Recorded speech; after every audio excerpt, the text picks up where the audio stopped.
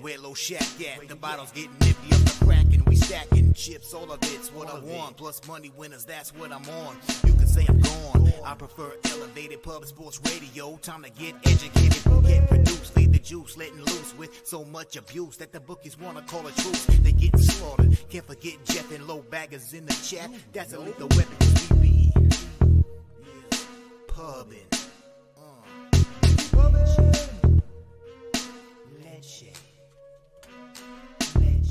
Cappers, gamblers, punters, hustlers, low baggers. Happy Friday, September 22nd to all of you. Thank you for watching Betting with the Bag right here on Pub Sports Radio. Huge card today. Getting into the weekend, we have CFL, college football, and then a full MLB card. Our guy, Daby Cab, will be joining us. 2-1 in MLB yesterday, but I bet a lot more on that Orioles game, so it was a tough loss, but still, we've cashed 6 of our last 7 baseball bets, 6-1 this week in MLB, and there's a lot to like here on today's card. I have not moved on Canadian football. I have capped these games, so we'll talk them out here. I have put so much focus into college and NFL that it kind of got the back seat, so we may miss some line moves because we're sort of attacking it late, but it is what it is. And the only thing I've done is back Brandon Fott and faded Luke Weaver. First 3, first 5 for the Diamondbacks. That's the only baseball bet I've made thus far. So that's that. Great to see all of you guys. Justin McElvey, Trey Turner over 1.5 bases for Justin McElvey getting started there. Londo coming off a very profitable day. Big booty Latina play today, cashing for the Yankees. I'm going to copy and paste a Trey Turner here for stacks. Let's get this up here. Obviously, the Jays are in tough here. I need them badly to put some L's on the Rays. I need it so bad. Again, with that 1.5 game lead, I need that plus 525 immediately. I need to send it in as soon as it clinches is what I need. Atlanta Wake and Bake in the house. Flea Mathis, Raymond Reichart having a tough spot yesterday. Let's bounce back. Razor Sharp picks, cashing his under 43.5, 13-5 start to the NFL season, running hot. NJ Striker in the house. Slatsy, Mitchell plus 28.5 rush yards in Niners first half, along with Taylor Sharpie's Eflin prop gave a 3-0 day, and he's in the over 44.5 in the Redblacks Saskatchewan game, which makes so much sense, Slatsy. It makes so much sense, but the Roughriders allowed 29.5 points per game. The Redblacks allowed 27.5 points per game. They're the 2 worst defenses in the CFL. So why would they drop a 44.5? It's so fishy, man. It is just so ridiculously fishy. 2 teams that allow 56 points per game, and the books put out 44.5. We're going to talk about that game first off, but God, that just something doesn't feel right about it. Razor Sharp pick cashed a big pick 5 yesterday. I love seeing that. Jay Smooth in the house. Ronnie and Bergia. Joseph Thompson over 8.5 in Colorado, Chicago, and Baltimore, Cleveland over 8.5 for JT. I'm not sure exactly what we're going to get from Bieber, and he scares me. He does make me nervous. Now, Kramer's pitching very well, but these bats for the Orioles are capable of going missing. There's JT in the house. And Wine Time Sports says, just got the news that Cam Rising will most likely play for Utah tomorrow. And, Wine Time, I've been sitting with this game for days. And there was just so much trickery, it felt like, going on. And Kyle Whittingham held all these cards, and it was just, they have so many guys that they're hoping to get back. So The whole thing is concerning, man. Now, I'm not saying that UCLA isn't a great bet, but if they will be, then we want the number with Rising under center, because Bryson Barnes and Nate Johnson aren't going to do the job. It is such a confusing game. Also, Connor O'Toole coming back on that defensive end for Utah. I mean, he's their best defensive end. Jatravius Broughton, Junior Tafuna. I mean, all these guys, Cole Becker, Manure McLean. It's a really tricky game that you want to basically cap until the last second. Now I'll be cheering for, your squad. But good God, is there a lot of moving parts in that one? Serious business in the house. There's Nuke Worker, Paco Healy, Fly White, Mike, Big Cashers. Great way. 7 of 8 yesterday. I love it. Gerald Jones. There's a pimp slap play today. Our star of our Thursday night show. Mikey M. Kelly McInnes ready to get to work. And Wine Time says it will be tough for a freshman quarterback to win at Utah, but Dante Moore is special. They should be running the ball heavy with that triple-headed monster at running back. Quinn says, can't believe the Orioles lost. I mean, won't be the last big bet that I lose. But it does add to the importance to have a strong weekend here. Von Polo in the house. Rodney M. Jeffrey Moore. What a day. 3-0 in MLB, 1-0 in college football. Great job. Great job.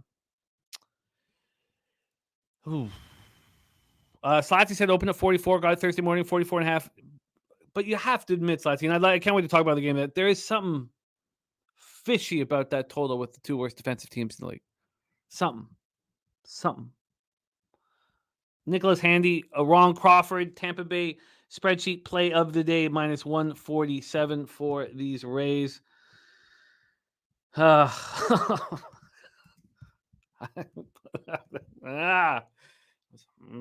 God, I need the Jays to step up here. Look, I don't care if the Jays make the playoffs. I mean, I'd like them to make the playoffs. Probably good for the city, and it makes it more fun. But I need them to take some of these games away from the Rays. Von Polo on the Rays minus 1.5. And Wine Time did move on Virginia. Look, that you talk about a game with tons of moving parts. That game has so many. I was planning on betting Virginia all week, and I've got cold feet, man. I've got cold feet. I get it that's the sharp look, and I'm not going to be on the other side of it. Jeffrey Moore says Diamondbacks smashed the Yanks today. I am a little nervous about it, but I'm a big believer in Fott, and he finally has a good start. So why couldn't he have 2 in a row? We'll talk all about that. Mally Mal's double M play today moves to 7-3 with the Braves over 8.5 minus 120 last night. Back to work. Shout out to you, Mally Mal. Thank you, New Cooker. DG says, if the Niners is all my Eagles have to worry about, then we good in the NFC. There it goes, right from DG. There's a lot of injury issues that could drop. But Kelly McInnes says, I'm Canadian. I love the Jays, but Tampa going to smack them today, minus 1.5. Oh, okay. Slatty says 46.5 now. Yeah, that's very helpful. Everybody's bet the over. So that's good that the markets have shown some concern, without a doubt. Kong's Clip says, if you hadn't moved on Utah yet, it's too late. I was never planning on it at all, but I hear you. Brandon the Great, Dave Edgington, Samoa plus 12.5. Kong's Clips, 3-piece chicken dinner parlay this week. Florida State, USC team total over, and Michael Penix over 349.5 passing yards. I will copy in that Kong's Clips.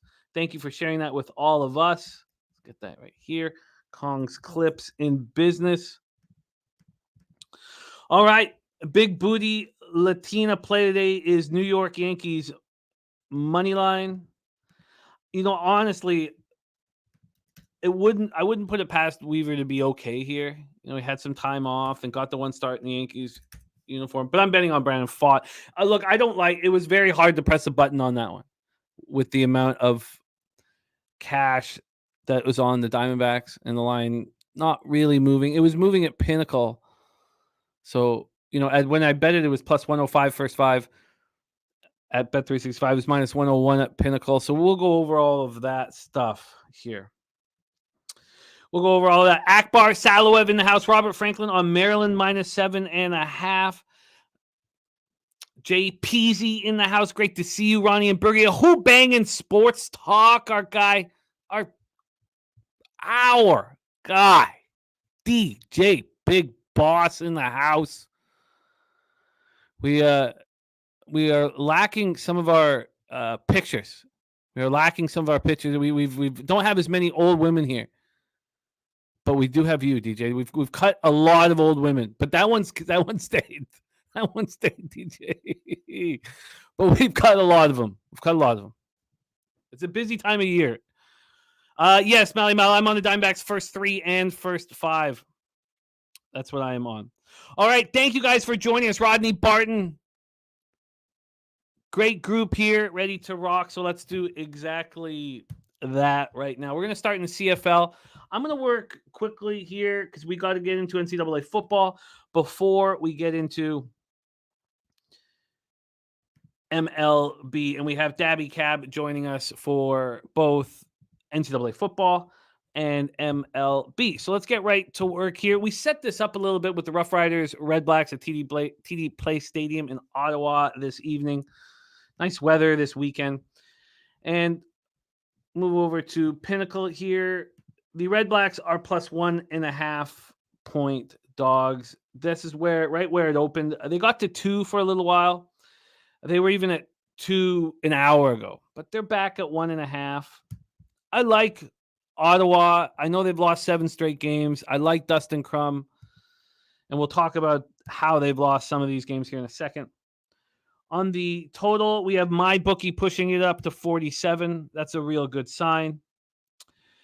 But Pinnacle has dropped it back to 45.5. So this got up to 46 this morning, and now they've dropped it back to 45.5. And when a total comes out that makes no sense to me, I don't bet it. Or I try to take the opposite of what everybody will be looking at. And of course, that is the over. Mikey from Pimp Slap Play Today says, Ribeye Play Today, Judge cashes at plus 155, and we got Bohm for the Phils at plus 175. Rib game still in play. Let's get this here. Copied and pasted here. All right. Okay. There we go. Okay, so back to this spot here. The total looks like it hit a peak at some books. My bookie's at 47, and I've told you I have a lot of respect for the capper who runs that book. He's very, very good. And Pinnacle thought 46 was too high and brought it back to 45.5. Important stuff. Roughriders coming off a 36-27 loss at home to the Elks, and they got gashed on the ground. Just gashed on the ground. Is that something that they can change? Because this Ottawa Redblacks team is very good on the ground with Williams and Crum. Jake Dolagala continued his strong play. I mean, this guy's been really good. 20-34, 213 yards, 3 TDs, 1 interception. We went 4-3 last week in CFL. We cashed the first half with the Roughriders and lost the full game. They couldn't get enough from their run game. 61 yards on the ground themselves. Now, we have a team in the Roughriders that have played through 6 straight overs. 6 straight overs, and they opened this line at 44.5. They're last in points allowed, as I said, 29.9. Redblacks are at 27. So these teams are averaging 57 points a game. Ottawa comes in off a heartbreaking and shocking 41-37 loss at BC. They were up 37-18 to start the fourth quarter. They've now lost 7 straight. So they rank last in yards allowed per play. But if you can't get hurt on the ground, it's pretty easy to put up defense. It's easier to put up defenses in the CFL. I know the field's very wide, but to always have 5 or 6 in the secondary is a pretty easy thing to do. And I still believe in Dustin Crum. Last week, 19-30 for 233 yards, 1 interception. He ran 9 times for 46 yards and 3 TDs. What I would like to do is trust them. Oh, those were from yesterday. Okay, sorry, Mikey. Thank you for telling me that. What I would like here to do is back Ottawa. That's what I would like to do. But I'm a little uncomfortable with it. And Stimmy OG's big on Ottawa today. It's just, I can't watch Bob Dice do any more coaching. He just makes me want to throw myself, through a stained glass window, make it beautiful. Throw yourself through a regular window, it just doesn't look normal, but throw yourself through a stained glass window. You get a lot of colors in the blood. Nasty Nate coming off 7 units of action last night. Great job. I am with you, North Ender. It feels like it's time for the Red. I'm just so nervous about sitting here tonight with a bet on dice here. Dave Edmonton, yes, I remember those days with preseason unders and total. Says, don't question it, run with it to the bank. Sports Action lost millions and we made millions. That's a big story up here in Canada. Yes, I remember well. But I'm not going to move on the total. This something is just not right. Slatsy says, I've noticed CFL is at the bottom of the food chain and the books don't pay much attention to that, so I'm not concerned about the number. I respect that.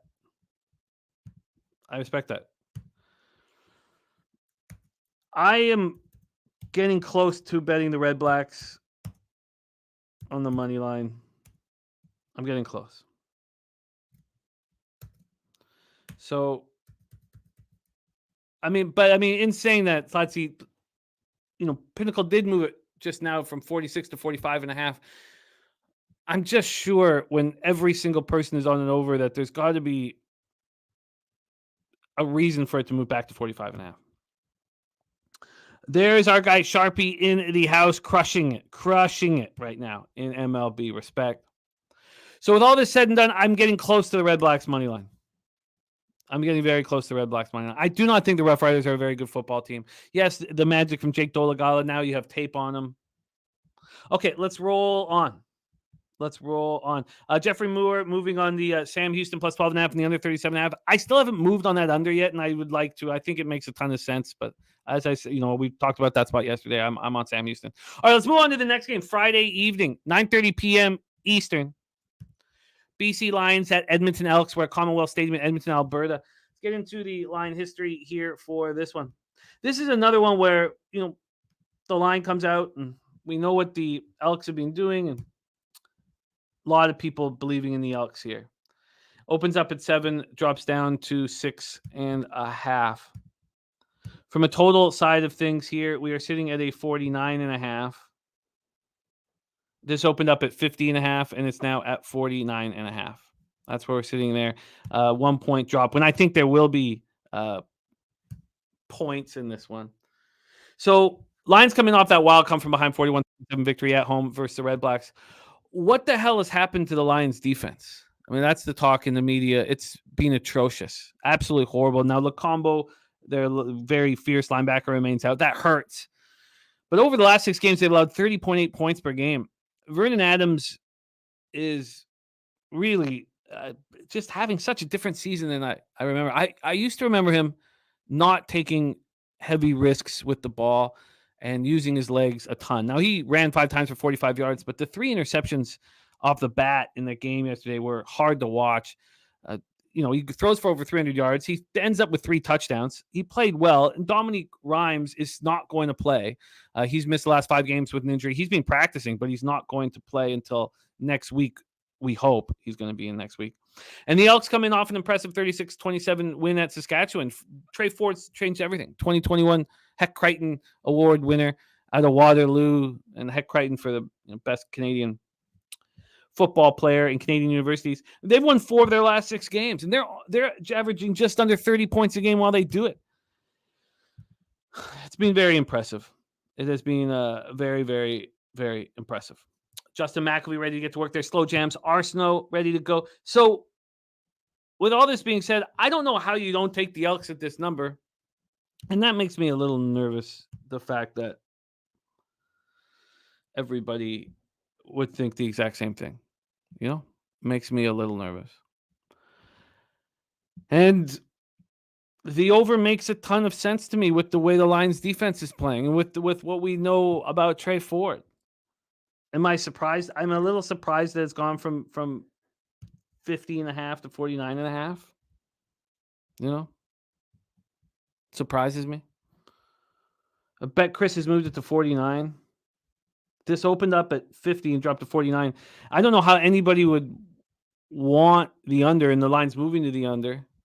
That makes me want to stay off. It makes me want to stay off. Slatsy says Lions gave up 37 to the Redblacks last game. Their defense is not right. Elks team total over 20.5 and the Elks plus 6.5. That makes a ton of sense to me. It makes a ton of sense to me. And I was staring at these plus lines for Ottawa, and we're just looking at the lines when they first came out this week. I mean, how wouldn't you want to back Ottawa as a home dog? The Elks as a big home dog. Those jump out at you. And, I don't hear anybody on the under. I don't hear anybody on the BC Lions. It just makes me nervous. But I get why you're on this, Latsy. I think that I stay off of this spot because the market just doesn't make sense to how I would game script this. And we know that the Lions have been absolutely mauled defensively. I mean, they were averaging 13 points a game for how long? For I don't know, God, 10 weeks of the season? And they've been able to beat up on teams on the road, beat up on bad teams on the road. They seem to play a little more intense on the road, but I don't want to. All right. I like your action, Slatsy. I'm going to copy and paste it here. It makes sense to me. I'm not going to move on it myself. So at this point, I'm going to have to sit with it a little longer. So let's copy and paste that right here. Slatsy is on the Elks team total over and the Elks plus 6.5. Let's move on to Saturday action here. Montreal Alouettes at Calgary Stampeders, McMahon Stadium in Calgary, Alberta. I mean, I know that these teams are winning off of buys this year in the CFL, but every time it seems like it takes them a half to get started. We saw it again with the Lions last week. Let's start with the total here, though. This is opening up at 47.5, and it's gone up to 48. It is juiced to the under at 48. That move doesn't make a ton of sense to me. From a point spread situation here, we're sitting at a +1. This opened up at +1.5. This dropped to a pick'em on Wednesday and is back to just a +1. So I guess a money line look would be better. Let's just take a look on the money line here instead. From a money line standpoint, sorry, let me refresh that. We have these Alouettes at -110. And they opened up at -120. I like Calgary in this spot. Both teams have lost 4 or 5. Both teams are playing poorly. The Owls come in off a 23-20 loss at home versus the Argos. They have been playing a lot against very good football teams. Argos, Bombers, and Lions. The Alouettes are beating up on all the teams not named Argos, Bombers, and Lions, and they're getting crushed by the top 3 teams in the league. So they're not an elite team. Slatsy's on the Stamps +105. Reclaim James, last night's play was postponed, but ass eating wasn't. That was on the menu for Reclaim James. And the ass eater play today will be out, I'm sure, shortly. Keep an eye on it. Don't rush a brilliance here. Stamps coming off their bye week. We last saw them in a 25-23 loss at Edmonton. Jake Mayer has turned his season around, but he hasn't turned his team's season around. So last 3 games, he's averaging 304 passing yards a game, 2 touchdowns a game, and he's only throwing 1 pick over those 3 games. And the Stamps have a big advantage on their offensive line. The Owls don't create much pressure. I agree that the Stamps at home should be the look. I agree. And if I go into this weekend with only Redblacks at home on the money line, Stampeders at home on the money line, I think I'm in pretty good shape. I hate that. I hate that Montreal has been handling these poor teams. I also hope that Dickinson is going to be able to motivate Calgary the right way. I want the Cat says, so every home team. Look, I'm not. I could understand that look. But I'm going to keep it pretty clean here. And ass eating is going back to the Hanshin Tigers at -130. There's good in the house. Let me just pop this up here. All right, so let's go into this final spot on the board here. Let's go. Final spot on the board here in CFL before we get into college football with Daby Cab. Saturday night, 7 p.m. Eastern. Hamilton Tiger Cats 6-7, 4-2 on the road. Bobano's Hamilton Tiger Cats are playing good football. At the Toronto Argonauts, 11-1, 6-0 at home. That's my plan right now, Mally Mal. But let's talk this one out here. So, Raymond Reichart, the books have moved. The Sharps are on Virginia. It's just, God damn it. There's so many moving parts of Brendan Armstrong coming back, and we'll talk all about it. I had Virginia on my short list all week, and then I was certain that I was going to move on them in the last 72 hours, and then we'd cap the game here. I was almost certain, and I have not pressed the button, and I don't know if I want to. Ticats come off an extremely impressive 29-23 win at home over the Bombers. Now, the Bombers had just won by 50 points over the Roughriders in the Banjo Bowl. It was a nice spot to fade them. Here, the Argos are sitting at -9. They opened up at -10. They're now -9. From a total side of things here, we have this sitting at 49.5. It opened up at 49. It's now at 49.5. Slatsy says the Argos have clinched first place, took a shot with the Ticats. That everything about that makes sense except the fact that Hamilton's coming off their best win of the year. That's the only thing that gives me some pause. Everything else makes sense, though. Everything makes sense. Ticats coming off an extremely impressive win, as I said. Taylor Powell has stepped up shockingly and looks like a real quality quarterback. 236 yards and a touchdown. James Butler, if you have James Butler running, you have Tim White at wide receiver, and now you have a competent Taylor Powell, and this offense is rolling.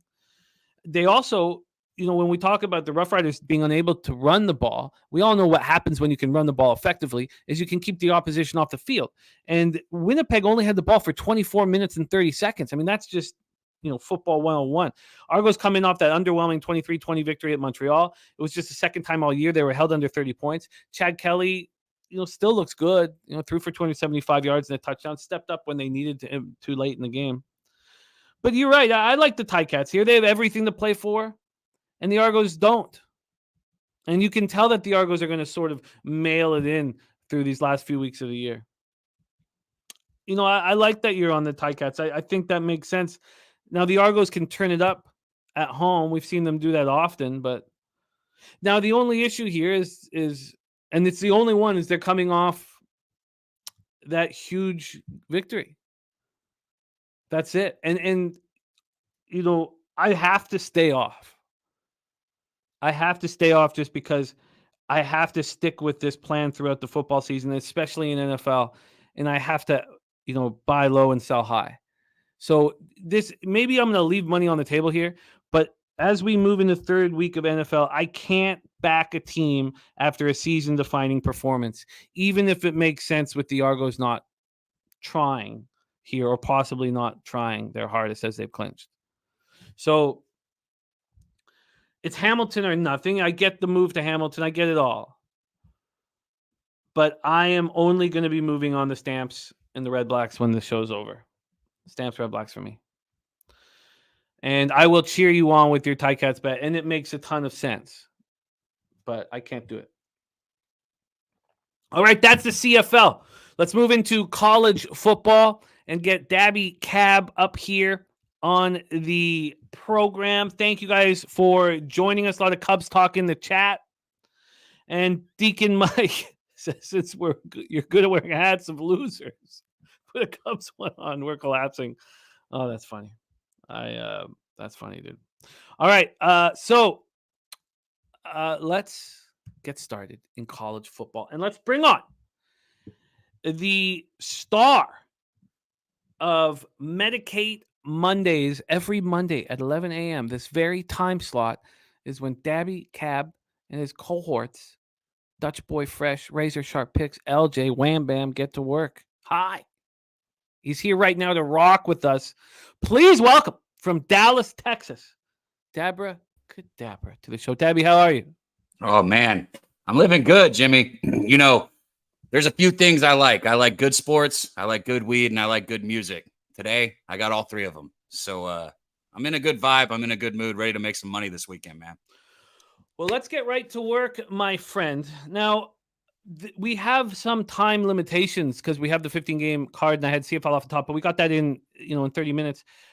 A lot of people want to talk about some of these huge spots, the UCLA spot, the Colorado spot. I deemed that we were going to break down these 4 games really deep, and then we got to get right into MLB, which will take 2 hours, and that we would just do that. But if you guys have questions for Daby Cab as he is hosting the Saturday live stream for college football right after Saturday Means Football with Loshak and Jimmy McMahon on campus. Yeah. I want to throw this out to everyone out there. Yeah. We are now, as a group, 5-0 on the bets we've given out on the 2 shows that we've done on Saturday morning. So I know it's early, but right after you finish listening to Pete and Nadu, man, get your ass in that chat and let's make some money, guys. We need to see everyone up in there this Saturday. Florida State Clemson is the showcase game for you guys. So it's a big one, and it's a beauty. So I like it. It's a great show with you and CMAX. So let's get right to work here. And I have bet this first football game with a ton of confidence, and I have not moved on the others. And I legitimately thought there was a time on Tuesday when I thought that Virginia, San Diego State, and San Jose State could be on my card. But I've just, after sitting it and studying it, I have not bet either of those 3. But I have bet this one. Let's get to work. Daby Cab, there's Joey Harb in the house. Ricky Bobby ready to get to work. I get money. Wisconsin Badgers at Purdue Boilermakers. We start Big Ten conference play in West Lafayette. Let's see what we're talking about line history-wise and with the cash. Let me get the cash up here. It's there we go, and move over to NCAA football. So, sorry, I've got Canadian football up. Let's move this over to college football in the States, and let's go. Wisconsin, Purdue. We'll start with the spread. This has been sitting at 6 now for some time. The 6 is slightly juiced towards Wisconsin. This opened up at 7, and it lasted there for 17 hours. It moved to 6.5, and then it abruptly moved to 5.5 2 minutes after that. So it moved a 1.5 after it had been up for 17 hours. It stayed at 5.5 for a long time here at Penny, and they moved it to 6 40 minutes ago. So this was a 5.5 for 4 days. They just moved it back to 6. So we have a move towards Purdue. And from a total side of things here, we are sitting at 54.5 at Penny. This opened up at 54, so very little movement here on the total. When we get over to the cash flow, we have 44% of the tickets, 71% of cash on Purdue. It's been a sharp, we thought that based on these numbers, whether we've believed them fully or not, that this was the sharp play, Purdue. From a total side of things here, we have 31% of tickets and 63% of cash on the under. So the public is on the over, but it's not there. So here we go. I've broken down this game with you guys and why I am on Purdue. And I'm not going to just repeat myself, but I'll tell you the points that I've sat with and why I still very much believe in this. And I only got the 6 at minus 110. For me, the Badgers have been winning turnover battles. And this is a part of all of my action here this week in college football. Is I'm fading these teams that are winning turnover battles 6-0 and 6-1 over the last 2 games, because it just doesn't work like that. And then we have Purdue, who has not covered a spread in their last 6 games at home, which was exactly the situation that we cashed on Old Dominion 2 weeks ago. They'd lost 6 straight at home, and we knew nobody was going to be on them. Now they covered back-to-back at home, in fact, winning outright last week. Or no, did they lose by 3? Old Dominion lost by 3. They lost by 3, okay. But they were, 13 or... Yeah, they covered easily.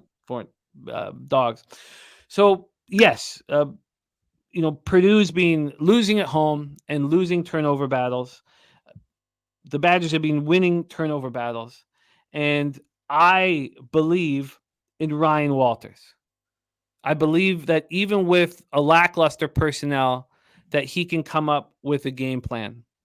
And we know that they're going to get gashed on the ground, just like what Syracuse quarterback Garrett Schrader did. He ran for 195 yards. Kevin Kane has been there. The Purdue defense coordinator has been talking about it all week.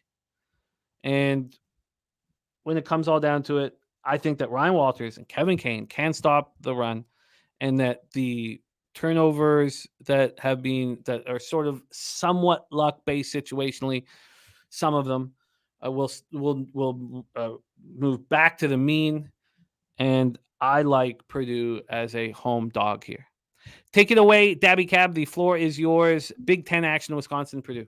Well, you know what I kept thinking when you were talking about the turnover battle is it can't go any worse for Purdue than it did last week. Also, they had 1 interception and 3 fumbles, so 4 turnovers. You know, they definitely lost a turnover battle. And just like you don't expect a team to do the magic that USC did last year and just win every game with turnovers. Wisconsin, I don't see them continuing to do that, and I don't see Purdue fumbling the ball 3 times again here. That's something they definitely harped on in practice this week. The Badgers, I know they, won 35-14 over Georgia Southern at home, but, they were actually losing. If you look early in the second half, they were down 14-7 at one point in that game. So maybe they were just sleepwalking through it, or maybe they just had to wake up. I don't know. But either way, they were looking rough to start that game. They're averaging, and I only got a few games, but 31.7 points this season, 57th in the nation, 440 total yards. This is just a Badgers team that I haven't been high on from the first week. And, I know Purdue, like you said, hasn't covered in 6 games at home. They're 1-2 on the season. They were only a 2-point underdog against Syracuse and got beat 35-20. So obviously they didn't cover that. But this was another situation. Like I said, they had 4 turnovers. And if you look at it, Syracuse was up 21-7 at one point in that game. Purdue was still able to get 403 yards. Quarterback Card had 323 of those yards through the air, 32 of 46. I mean, I think he's functionable. And I kind of leaned Purdue first half in this game. I might join you there. One thing I've had, Jimmy, this is the first, and we do this publicly, so it's so interesting to talk about with everyone. And we don't sell picks or anything like that. This is the first college football season in 3 seasons that I've started off not well, and I got to turn this shit around. And I know that one of my problems has been early this season is not pulling the trigger on dogs.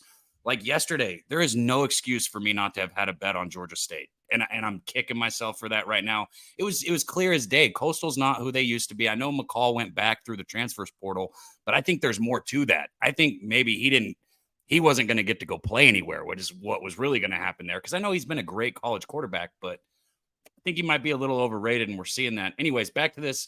Wisconsin's dominated over the years. They've won the last 10 head-to-head, and they've covered 7 of 10 of those. So I know a lot of the numbers and stuff might push people on the Badgers, but as far as a matchup goes here, I think Purdue keeps this game close, especially at home. So I would be on Purdue or pass. And are you making it official? I might get there with the first half. I'm not there yet. I was going to ask you, I know we're not going to cap it, but can I guess rapid fire the 4 games I have bet tomorrow at the end of the show? Absolutely. We'd love that. Yeah. Okay. If you want to make those official, absolutely. We'd love that. Absolutely. Okay, cool. Yeah. And we'll do that you don't need to ask. We'll have it set up. This was just CFL is going to be over soon too. So things are going to get a little, I guess they're never going to get lighter. They'll get lighter when MLB stops, but we'll be able to spend more time on college football here, even though NBA and NHL are right around the corner.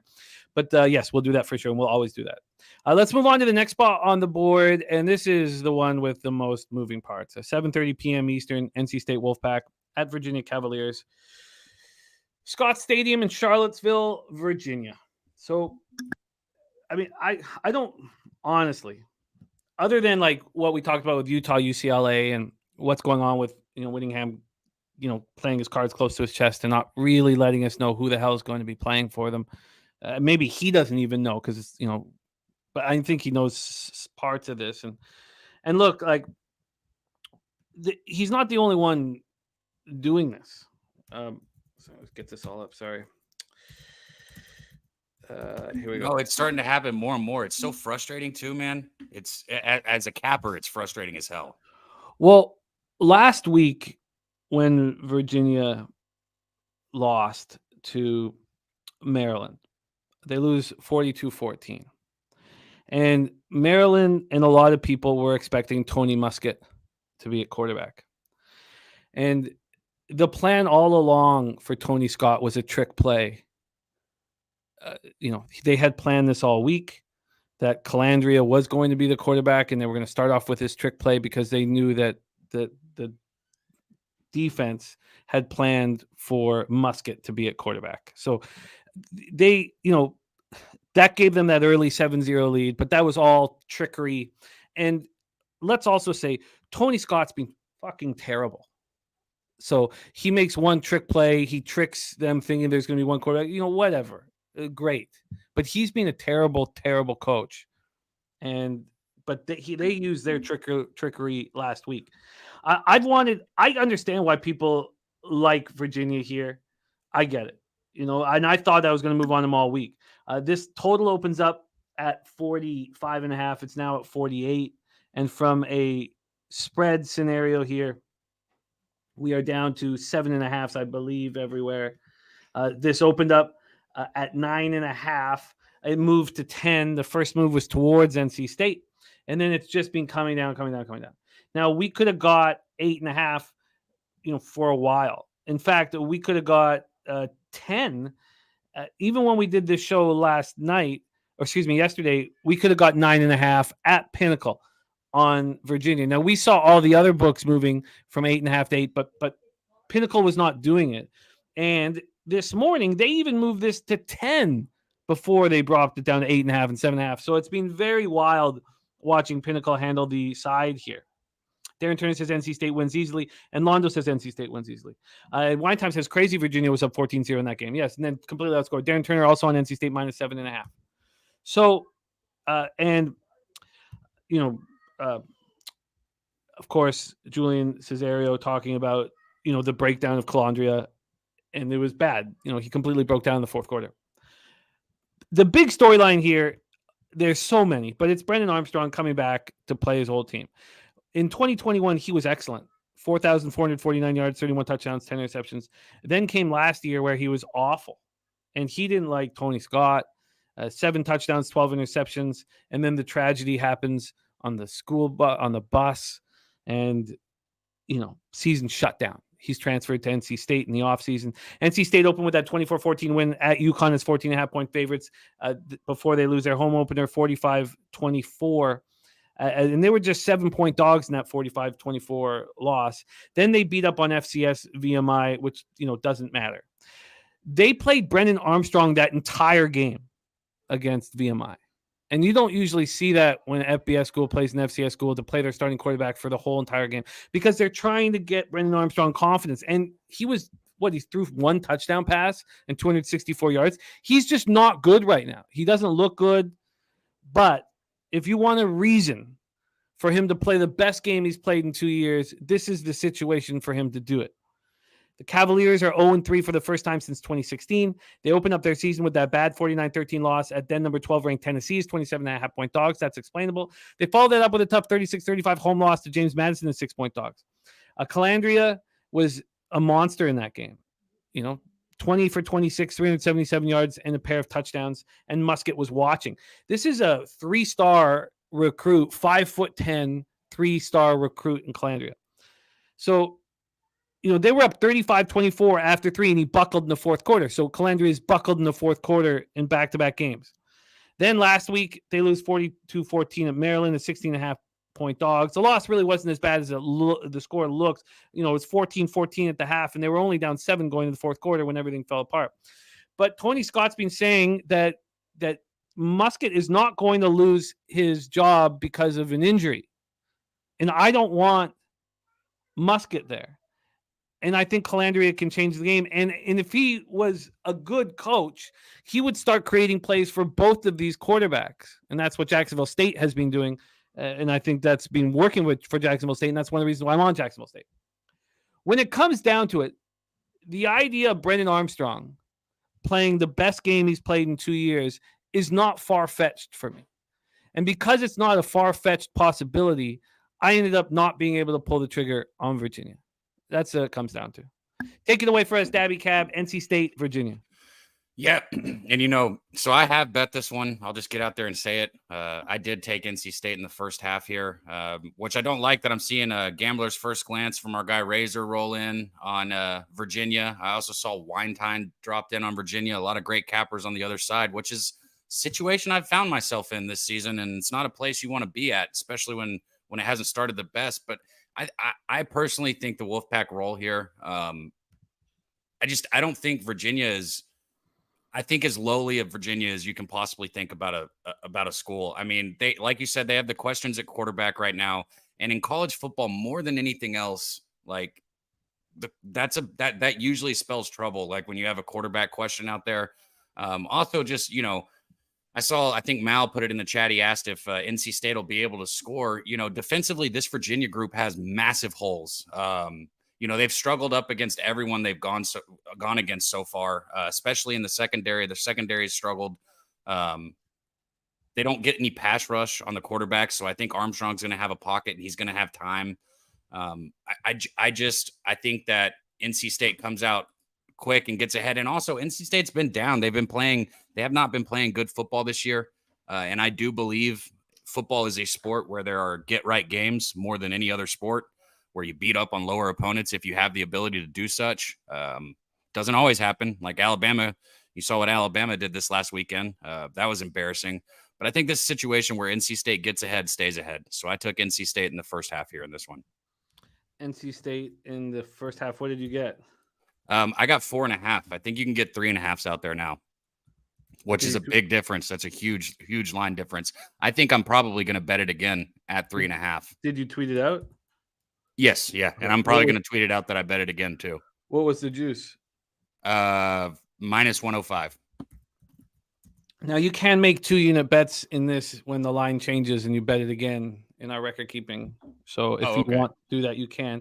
So with this, as Troy calls it, line functionality, I don't know how anybody can move on NC State. 70% of the ticket, on full game. First half is different, but full game, 70% of the tickets and 80% of the cash are on NC State.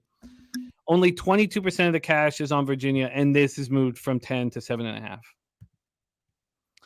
So, Mike says fuck line functionality. The concern about Brendan Armstrong actually playing well shouldn't probably be a concern, because I don't know if he's capable of it. But with such little amount of money on Virginia and the market moving to Virginia, it makes sense that this is a gambler's first glance spot with the spread over a touchdown. And it makes sense. Daby Cab moving on NC State minus 4.5. Do you want to double up here on that first half and make the 3.5 also official? No, just leave it at this. Okay. Leave it at this. Don play, it's usually about 15 to 20 plays, but yeah, you're right in that range with 21. I was just answering this question out there in the chat. Nice, man. And gambler's first glance is Virginia plus 8. And, I could have got 9.5 yesterday. I've been staring at it for 3 days. And I expect this to be like the same deal as what happened against James Madison, when I just didn't know who was going to be at quarterback for Virginia, and they covered the line. The market moved towards Virginia, even though the cash was coming in on James Madison. Last week, we had the exact same situation with Old Dominion. And, I didn't want to just go right back to the well and sell it, and that was a mistake. And the other spot, it's escaping me now, but let's shout out Gambler's First Glance is on Virginia plus 8 here, and I get it.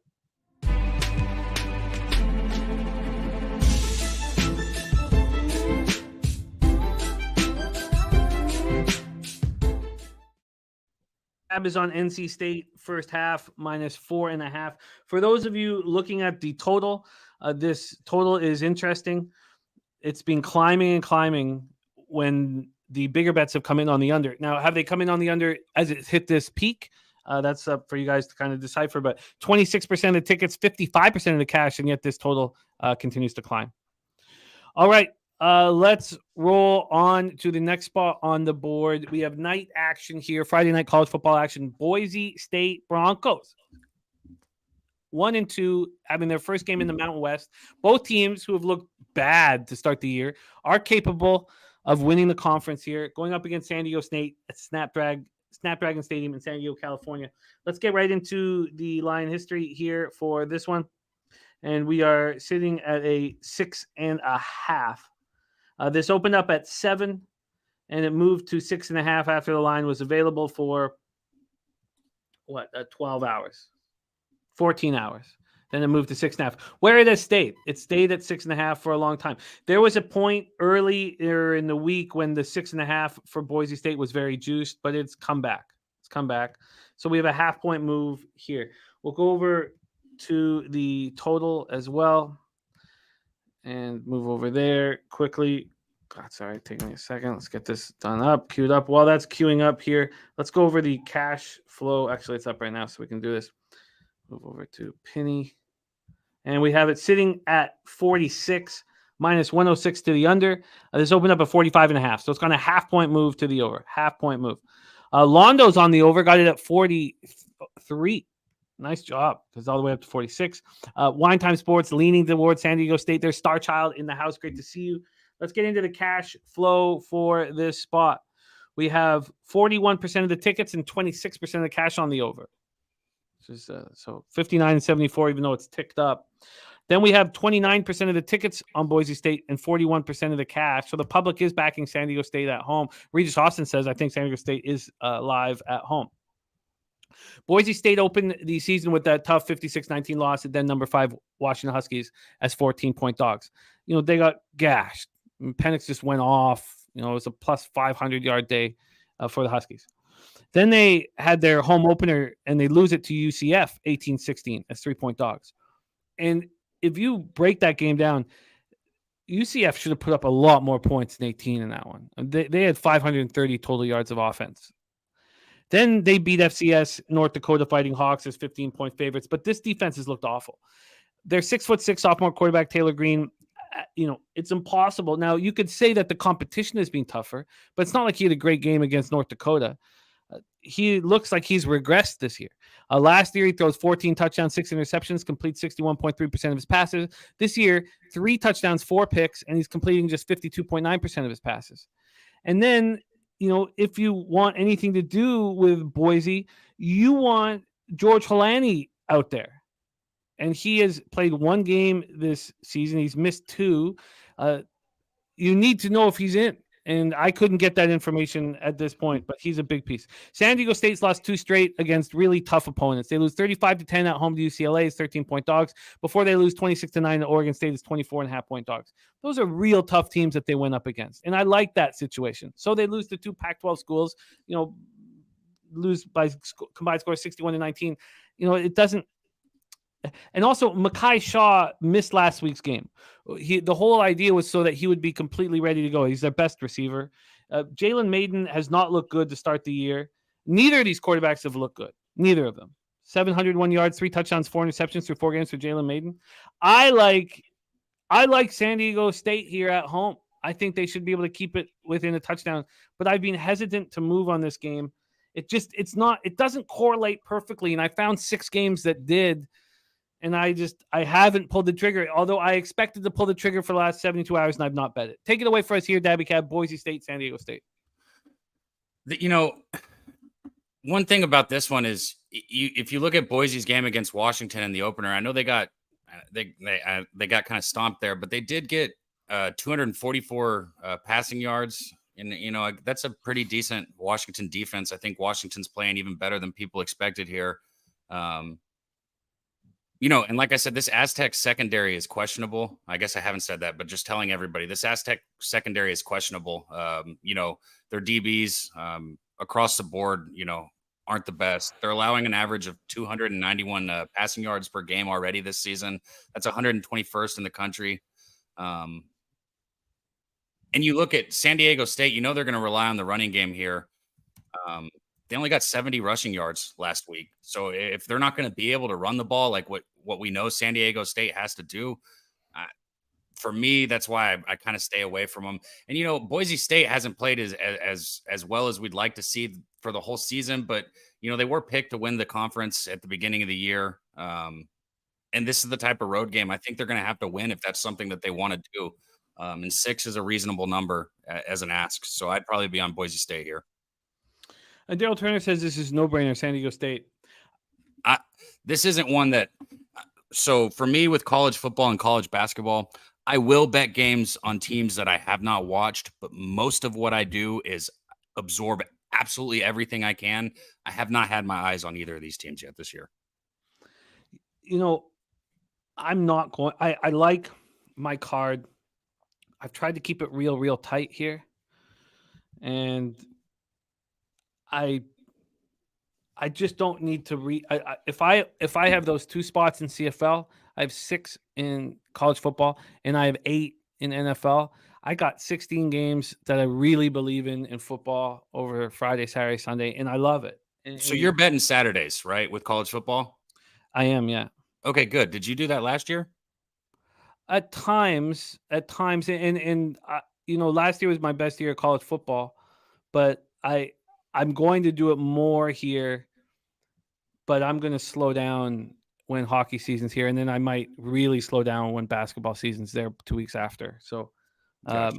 but yeah, so for us, Wednesdays and Thursdays, we're breaking down Saturday college football, but then when the MAC midweek games change, like things will change, but I am moving on. It was just that I started this thing where I had 6 different things I wanted to correlate, and they happened in the last 2 weeks. I only gave out 4, but each of the last 2 weeks, the 3 games have gone 2-1. So I opened it up to 6 games this week that fit the criteria. 2-1 works. Let's go. Mikey says home dogs after 4 p.m. starts, 15-12 against the spread, but 8-19 to the under, scoring average of 32 points. Look for team total unders if the total sits around that 32. There's Guillermo Zertucci in the house. So you're staying off, but you lean towards Boise State? Yeah. All right, let's move on to the final game here. 10th and D-Rock like in that first half under there. Air Force Falcons 3-0, 1-0 in the Mountain West versus San Jose State at San Jose State. We're in San Jose for this, and San Jose State starting their Mountain West action. Let's move over to the line history here for this one. We have a total of 46 in this. This opened up at 47 and has dropped a point. That move towards the under does make sense to me. From a point spread scenario here, we are sitting with San Jose State +6. And this opened up at 4. And when we were talking about this game earlier in the week, and I'm pretty fortunate here because when I was possibly going to make this a pick, San Jose State was +3.5. And I'm extremely thankful that I wanted more time with these Friday games, and because now it's at 6. I mean, this is a huge move towards Air Force. Let's go over to the cash flow here. We have 33% of the tickets and 45% of the cash on San Jose State, but clearly Pinnacle really respected the cappers that bet Air Force.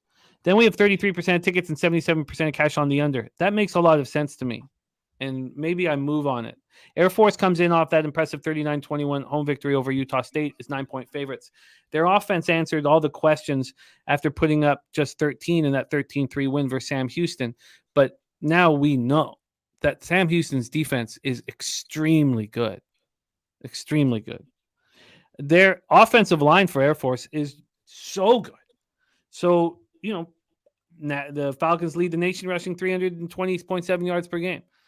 Their defense has been so good. They're allowing 179.3 yards per game. This is just a very good football team.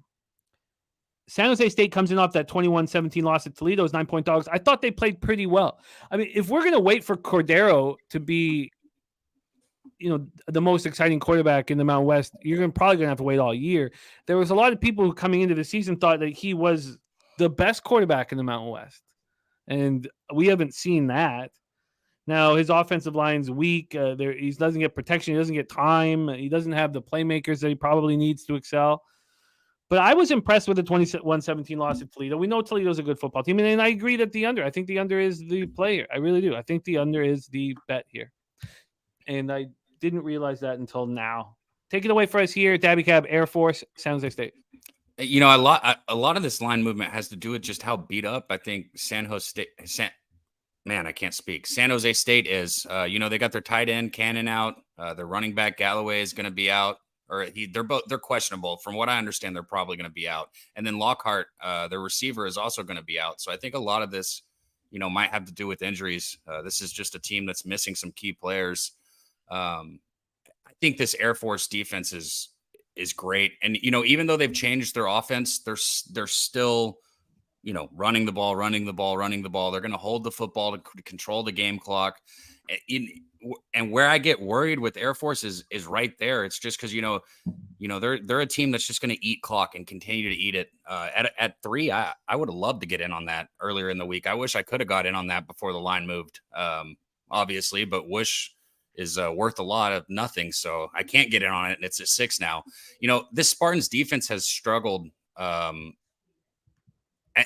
points, and they're missing a couple of their front linemen also. They got a good linebacking crew here, but they're missing a couple of their big linemen here.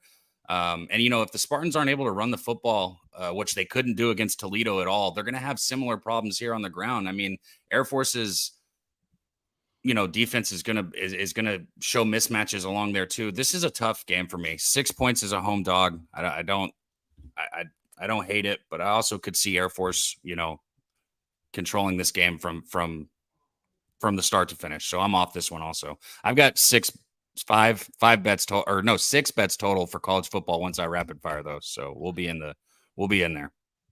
I like this spot now for the under. It makes a ton of sense to me. If you got some skilled position players out for San Jose State, Cordero still will be able to move the chains.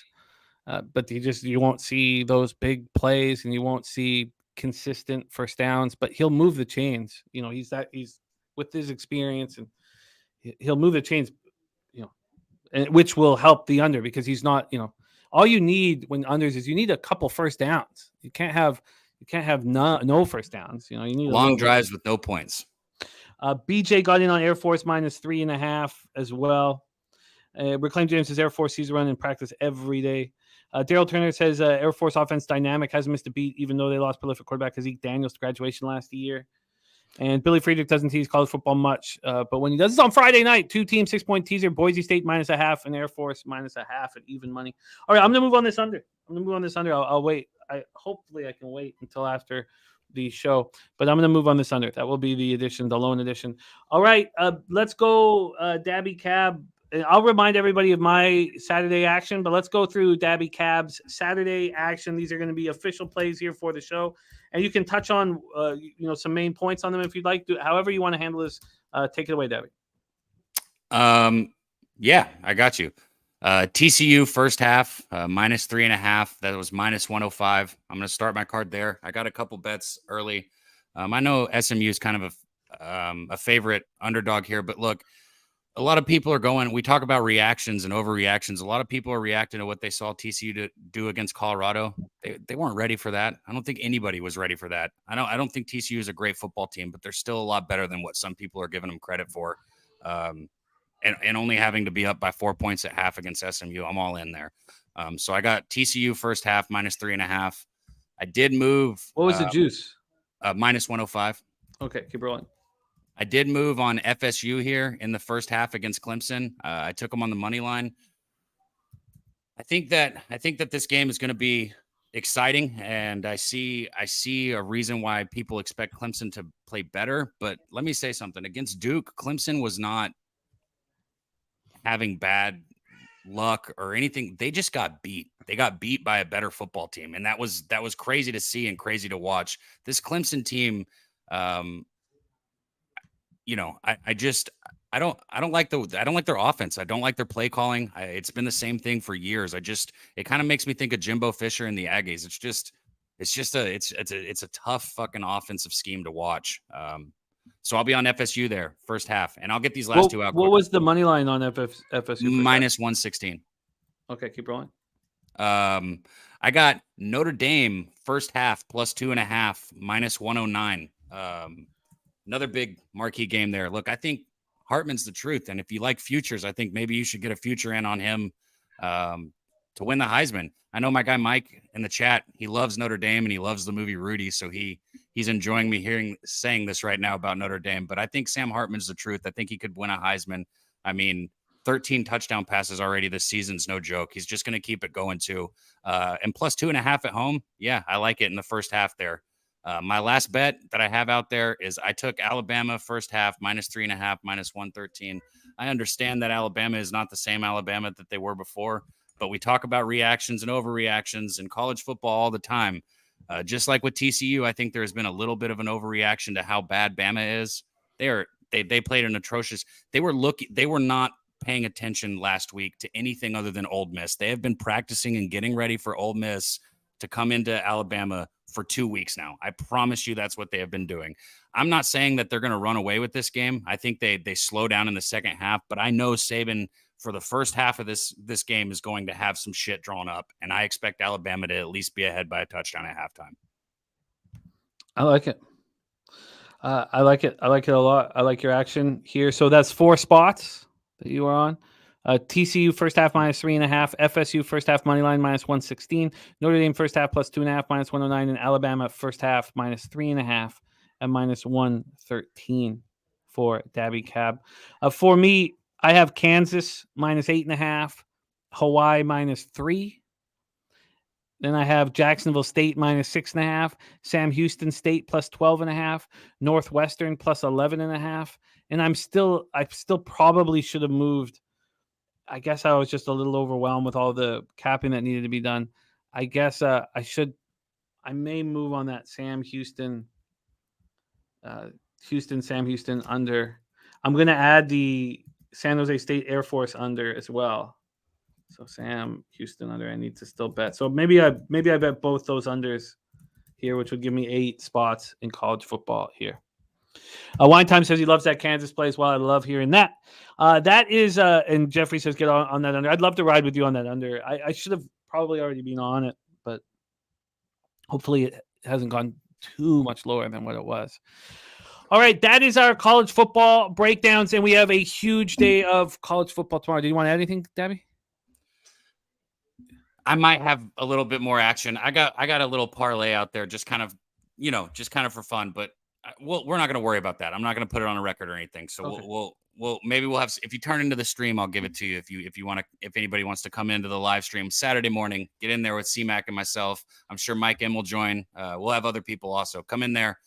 And again, Jimmy, we're 5-0 on the bets all of us have given out so far. So all our live shows have been absolutely crushing because I'm 8-2 in NFL live bets on our live streams on Sundays and Mondays, and I've needed it.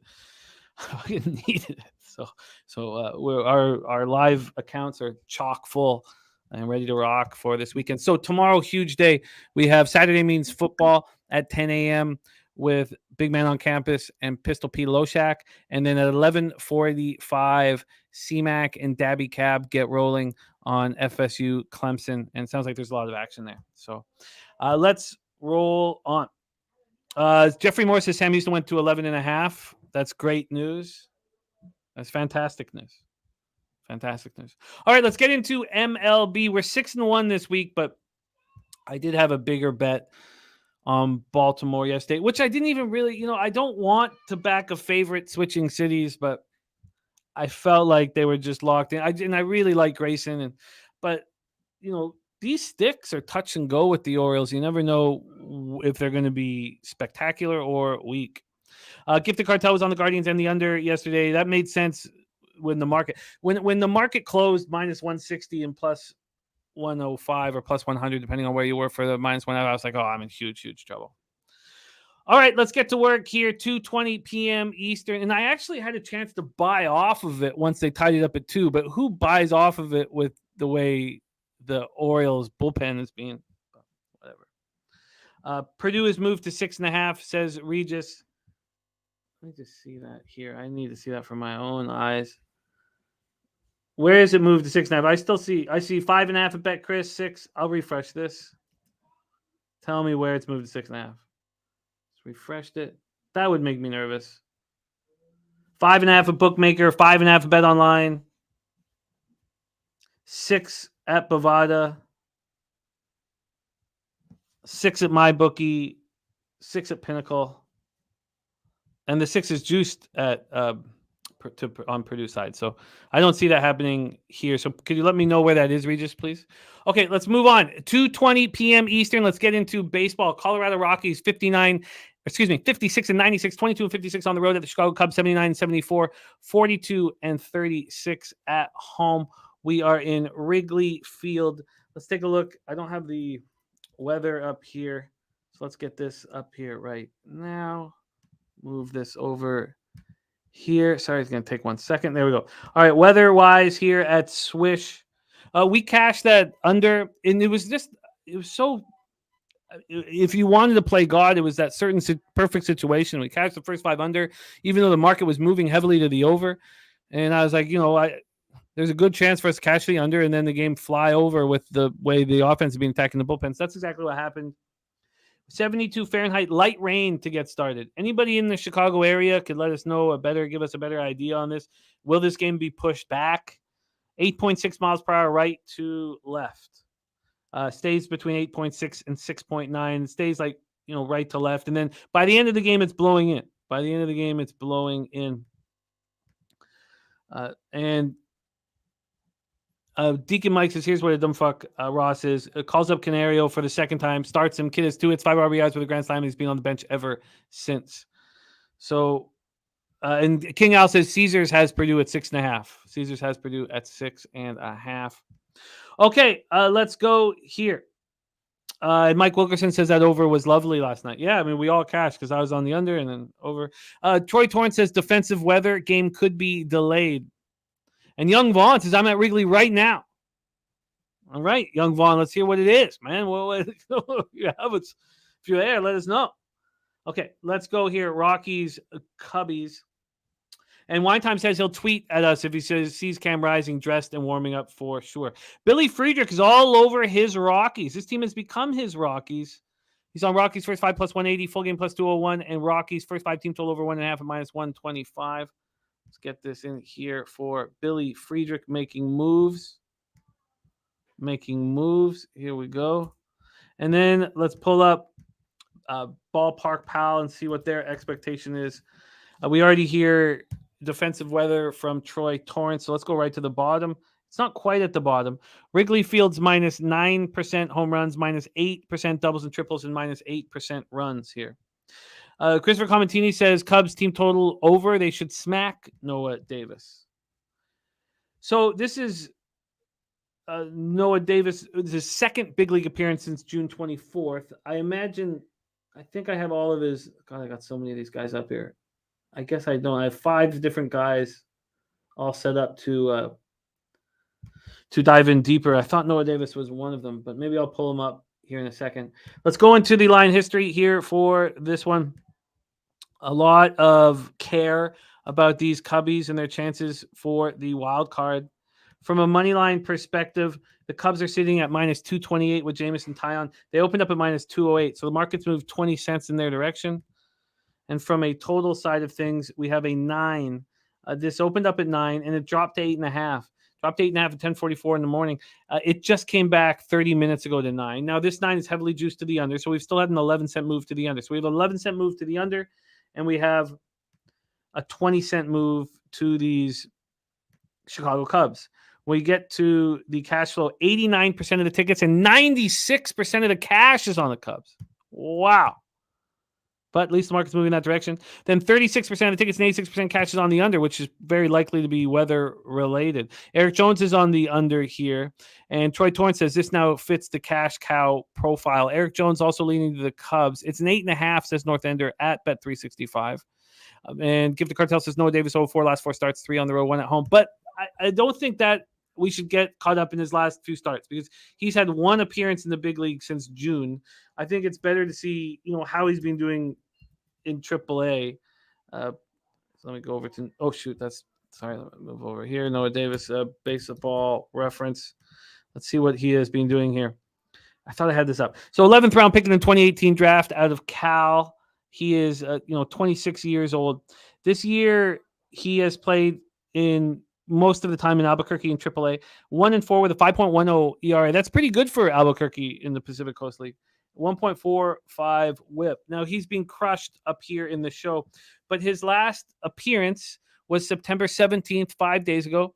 And yes, it was, an 11-10 loss at home to the Giants, but it was an important time when he came in and he, went 2 innings, 2 strikeouts, no walks. Jamison Taillon did not look good in his last start, and it was at Colorado against these Rockies, so they get to see him in back-to-back starts. I could understand why Billy Friedrich thinks that he could be a little bit vulnerable here. I really do. I really, really do. Taillon, last start, 5 runs, now only 3 of which were earned, but he allowed 2 jacks. At home this year, he's got a 5 ERA, and opponents are hitting .300 against them. Rockies versus righties and Cubs versus righties since September 1st is a wash. So, yes, Rockies' bullpen's been marginally better than the Rockies' bullpen, but if you put it all together, should the Cubs be this big of a favorite? I don't know. Let's hear. Take it away for us here. Daby, Cab, Rockies, Cubbies. I mean, it's interesting when you talk about Taillon. I mean, he's experienced in this situation where Chicago needs him. I mean, they need a win more than ever right now. Like you said, though, his last start was against this Rockies team. He gave up the 7 hits, the 2 homers, the 5 runs. 3 of them were earned, though. 5 innings pitched. So maybe it's a redemption spot for him or revenge, whatever you want to call it. 3 of his last 4 starts for Chicago have been losses, though. This is his worst season that he's had as a big leaguer. 5.27 ERA. I mean, so all this taken into account, it's like, is his stuff down? Is he just like, are things finding holes for him? I think it's a little more of the latter. Like if you do this long enough, sooner or later, you're going to have some bullshit along the way happen. I still think he's got his stuff. I don't know, man. Chicago needs this game more than ever. They've still got a great offense. It's top 10 in scoring, 260 at home. And going up here against Noah Davis, he's given up more earned runs than he has innings pitched. So, like, I just, I don't know, man. I think that as badly as Chicago needs this, I think they should go get it. If they can't go get this, then fuck them. Yeah, this does not appeal to me personally, and Noah Davis is better than his numbers indicate.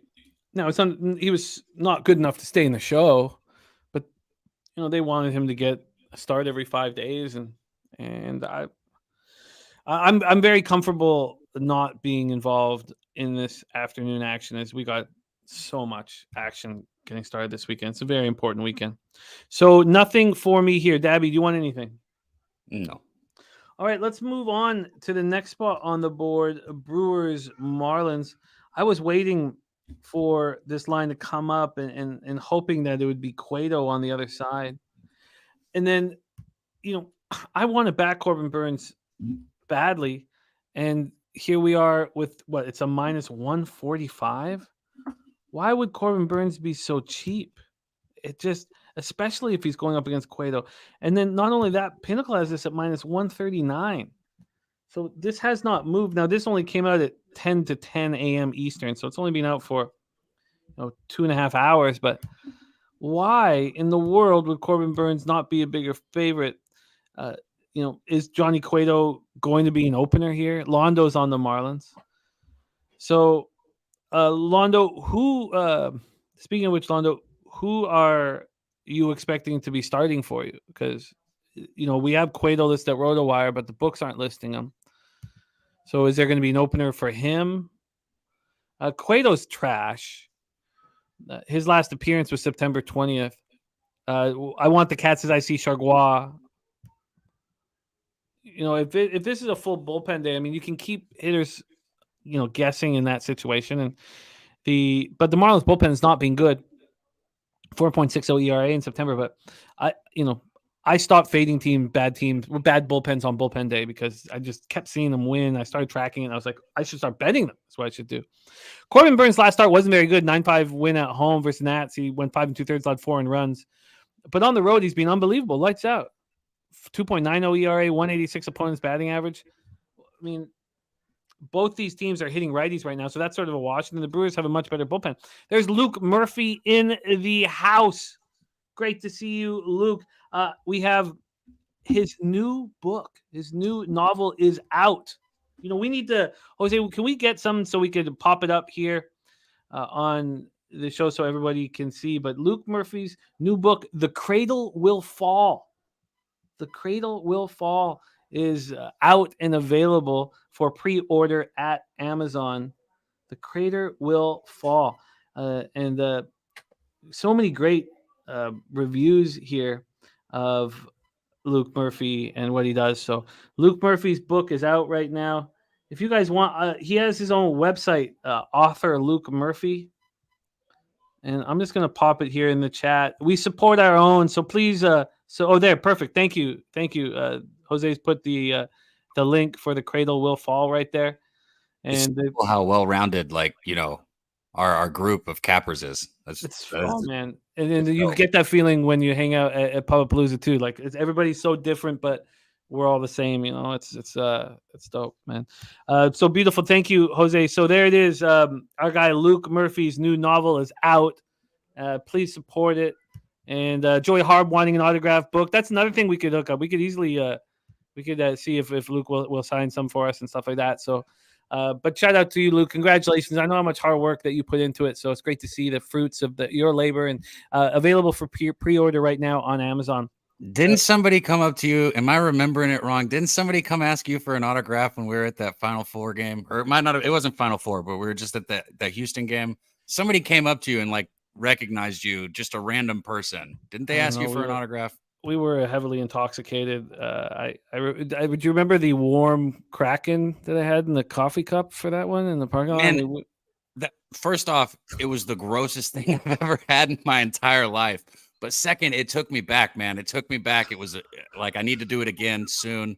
Jimmy, you handed me this cup, and I was like, I was certain that if somebody lit a match beside me, it would blow up in my face, 100%. But I had to drink it, so we passed it back and forth. Oh, God. So some guys came up and they ran. That was right before the possible fight and the police officers. That was an interesting game. So I know I remember them recognizing you. I just couldn't remember if they asked for your autograph or not. I don't have much of a recollection of any of that. But let's get back to work here. Corbin Burns, Johnny Cueto. So I want to fade Cueto as much as possible. I've been saying that over and over and over again. His little shimmy, I don't even know if he's allowed to do the shimmy anymore. He just he tries to get away with tricks. He's an old vet that I've always loved and cheered for, but I don't want anything to do with him. I don't want anything to do with him. Now, Gift Cartel says Burns has faced the Marlins 5 times in his career, including 3 starts, going 1-1 with 2.38 ERA. In 2 games against Miami, he's 0-0 with a 1 ERA over 9 innings. Joe Yerger says Burns 9-8 with a first-place team. Yeah, it's weird. It's strange. The whole thing is very, very strange. But I don't want and we don't point to go into the money or anything like that. This line just came out. So I'm shocked at the number for the Brewers. And when I'm shocked at a number, I don't want to bet it. So take it away for us here, Daby Cab, Brewers, Marlins. The number is, where would you put it? I'd put it at around 160, maybe. Yeah, it should be. It should start there, and then it should move to 1.8 minus 170 or so, and then okay, market's moving in their direction. Or even if it opened up minus 150, moved to minus 165, you're like, well, that makes sense, One of the things I like to look at in baseball, and it's pretty simple, is just because regardless of how good a team is on the season, you're going to see waves. Marlins aren't that great of a hitting team. But recently it's, been a struggle for them. They've only put up 8 runs in the last 3 games. And when a team's on a downslide, this is not the type of pitcher that I expect them to get right against. And Burns has been good in recent starts, even on the road. You touched on his ERA on the road, and his last, 4 starts, he's only given up 5 runs total on the road. He's been outstanding. He gave up 1 run in his last 2 starts against the Marlins. So he shut them down. It's a team he's comfortable with. I would only bet on the Brewers in this situation. As far as the total goes, maybe you could take a Brewers team total over, but I don't, because you get 27 outs, which is important. But other than that, I don't know. I've got to step back here because I just am confused by the market. I this was a spot that I thought, when we get to Showtime, I'll be able to move on Corbin Burns and fade Johnny Cueto. But that's another part. It has to be Cueto. I want to fade Cueto. It has to be him. And so, if Chargois opens, then I will fade Cueto as soon as he comes in live. But then I'll have to be focused on this game and not watching Purdue, which I'm really amped up for. So I'm going to wait on this. I'm certainly not going to move on the Brewers at this number. Give the cartel look at Brewers first 5 money line. All right, let's move on. Next up for us, 6:40 p.m. Eastern, we have the Pittsburgh Pirates, 72-81, 34-41 on the road at the Cincinnati Reds, 79-75, 37-41 at home, Great American Ballpark in Cincinnati, Ohio. I was talking about how I'm going to take the Tigers to win the division and possibly the Royals to win the division because I think the AL Central is such trash. And why wouldn't, everybody's trying to follow the system that the Orioles are setting, and wait till Jackson Holiday is up there. I mean, wait till you have Adley Rutschman, Gunnar Henderson, and Jackson Holiday in your infield. Here, could the Pirates be a possible look to win the division? I mean, they haven't been building up all these, high draft picks. You would think Alondo is on the under 9.5 here.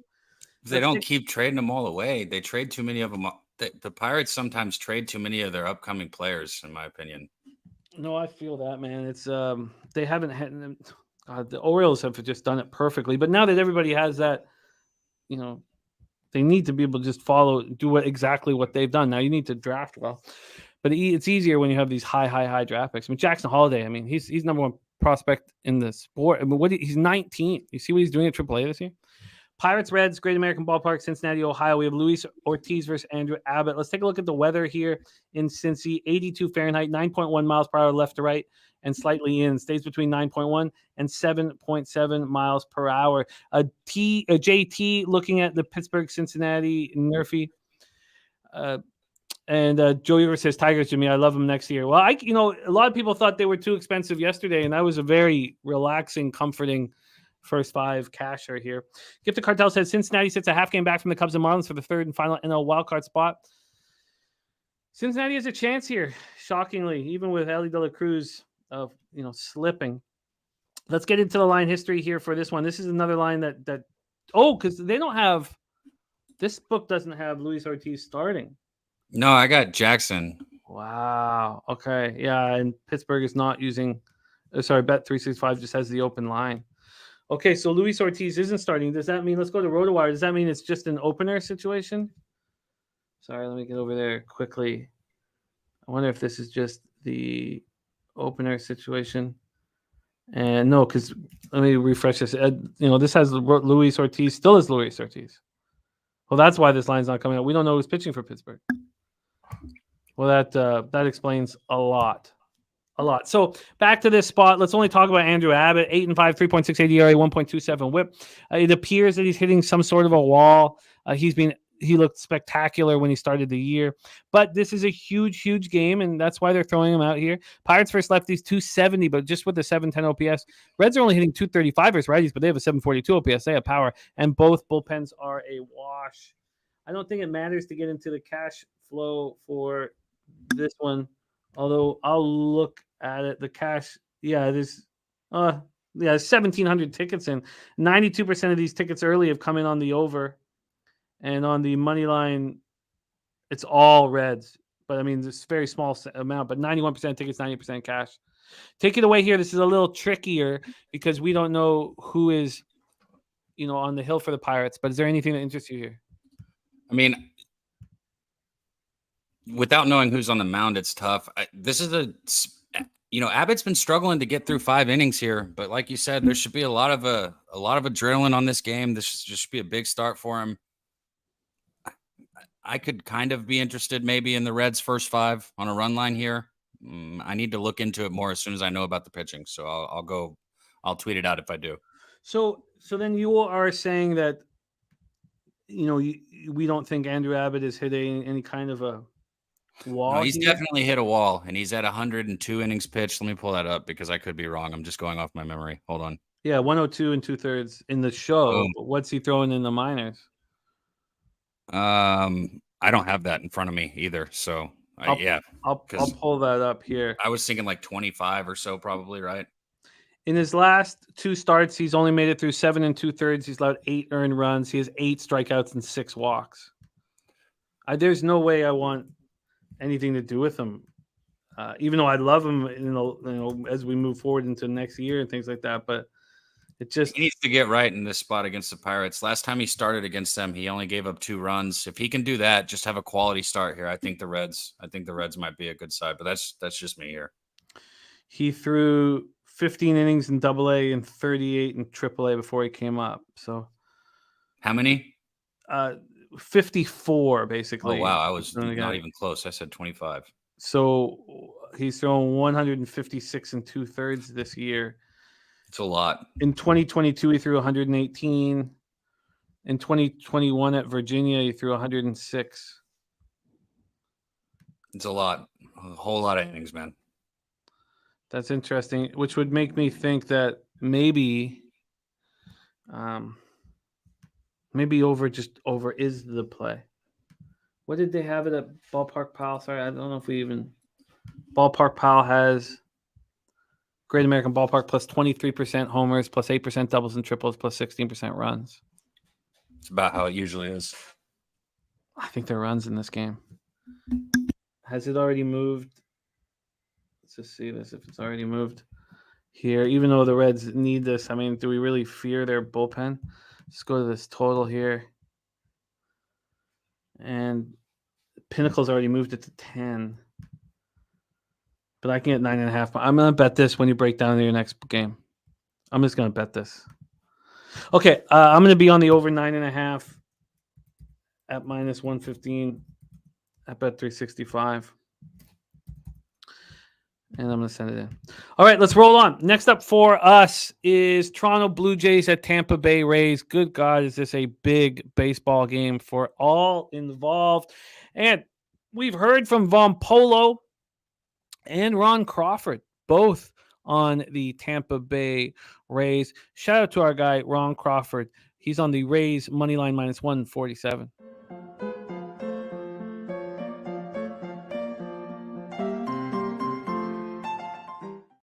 And just for a little levity, here's Dennis Trusty. Oh, I can't get my mouth around that thing. Oh. Toronto Blue Jays at Tampa Bay Rays at the Trop. These Rays have been dynamite at home this year, 52-26 at home. Chris Bassett going up against Tyler Glasnow. Let's break this down. So first off, before we go into line history, Glasnow does not look good right now. Could he turn it around at home where he's got a 2.81 ERA, 164 points batting average? Yes. But in his last 2 starts at Minnesota, Baltimore, so 2 road starts, he's gone 10 innings, allowed 14 hits, 10 earned runs, 3 homers, 12 Ks, 4 walks. Now, we see pitchers like this go home and get right. Kelly McInnes also on Tampa minus 1.5.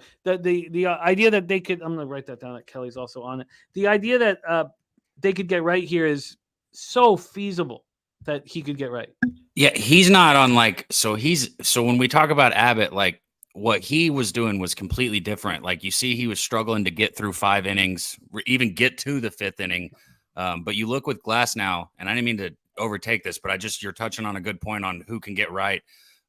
Even though he gave up the 4 runs 2 games ago to Minnesota, he still went 6 innings. And then you go game before that, 6 innings against Boston, game before that, 7 innings against Cleveland, 6 innings. Every game he's still, other than his last start against Baltimore, which we all know about Baltimore, every game he's giving 6-7 innings, completely different situation. No, great point. Important point.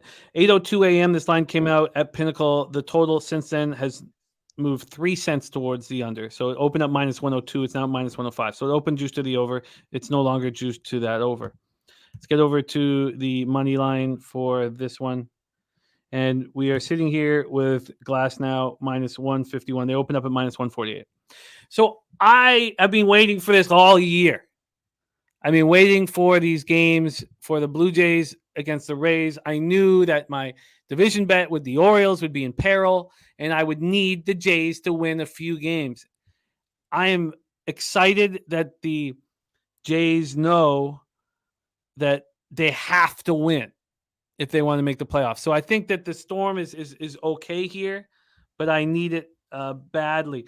Justin McElvey added the over 9.5 on the Reds game. Londo is on the over 7.5 right here. Joe Yurgovich says an even pitching matchup. Gift the Cartel says Glasnow will start for Tampa. 0-3, 6.88 ERA and 8 career starts against the Jays. And I Get Money says if Glasnow gives that many innings, then his K-prop should be a look. Jeffrey Moore has got the Rays minus 149 earlier. He really likes them in this spot. And I Want the Cat says, but both must wins for both teams. Absolutely right. I need this. The best case scenario for Blue Jays backers is the Orioles or the Jays can win a couple games here, because then if the Rays can let go of the division title and just get healthy and get, some of their back end pitchers work, then that last series against the Jays, they won't be trying and all of that. So Dad Fan says Rosarena is the one that needs to get right. He's been terrible last few games, blew so many opportunities, men on base. Ray's lucky to get the win yesterday. Rosarena, every swing, there's no 2-out swings. There's no choking up. There's no get the ball and play. It's just a feast or famine for him. So we have Bassett going up against Glasnow. This total has not moved. It moved 3 cents and it was just already to the over. So it's just coming back sort of to a pick 'em. Oh, shoot. Sorry. I just got off and then the money line here has these Rays at minus 151. So it's 3 cents of movement. Sorry. I said that. I just, sorry. Lack of sleep there. Let's get into the cash flow for Rays, Jays. This is must watch TV. 43% of the tickets, 73% of cash on the Jays. Look, if you guys are on the Rays, I get it. But I don't put it past Bassett to step up here or the Blue Jays to step up here. I don't put it past them. Bassett 14.8, 3.78 ERA. He's coming off a beautiful start at home, but he's done that all year. It's on the road where he struggled. He's allowed 27 home runs this year. 18 of them have come on the road. He's throwing 100 innings at home, just 83 at 102 at home, just 83 on the road, and he's still allowed 18 home runs on the road. A 281 opponent's batting average. And we talked about Glasnow's spectacular numbers at home. Now, the Blue Jays are hitting right now, 236, 743 OPS versus righties. The Rays aren't really 237, 02. It's just the Rays bullpen. It's game over if they have a lead. It's just you need to get after them in the first 5 innings and just so they don't put out their best arms. Take it away for us here at Daby Cab. We have Kelly McInnes, Vaughn Polo on the run line, Ron Crawford on the money line. Take it away. Yeah, the Rays have been struggling a little bit at the plate here, but I kind of agree with you. I think both teams could show up. I think both these pitchers, even if they have, if either of them go 5 or 6 innings and give up 2 runs, I think that's a great start for them. I think both offenses show up a little bit is what I'm leaning towards here. This is just such a great game here. I was leaning maybe looking at the Rays first 5, but I was a little bit concerned because I think it could be maybe 2-2 coming out of the 5th here. So where I went with this is I took the Rays team total over 4. I just think at some point we get that crooked number here that the Rays need. This is a very important game for both teams.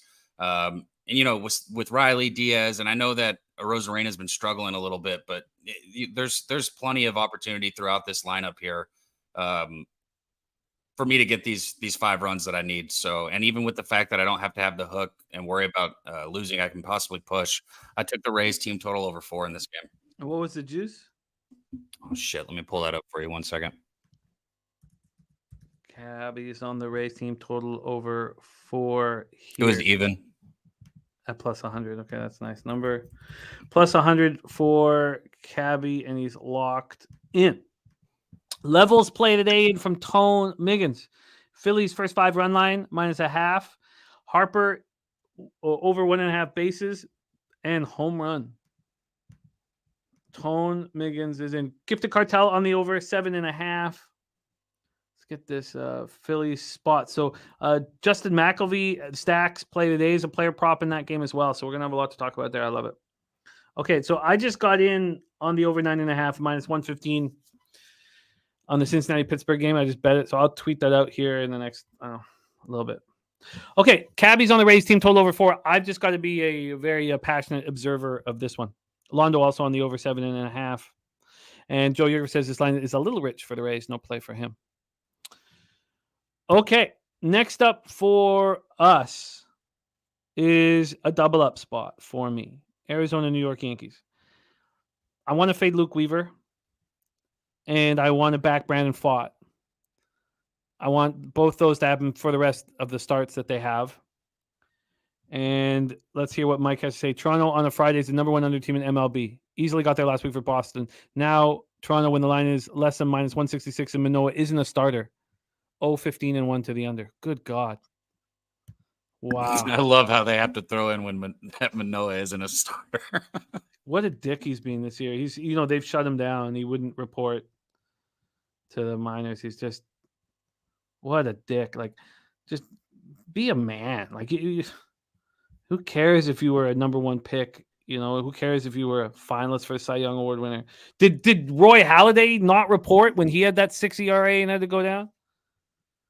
He's just I don't know, not someone. He reported to McDonald's. He's fat. That's why he fell off this year.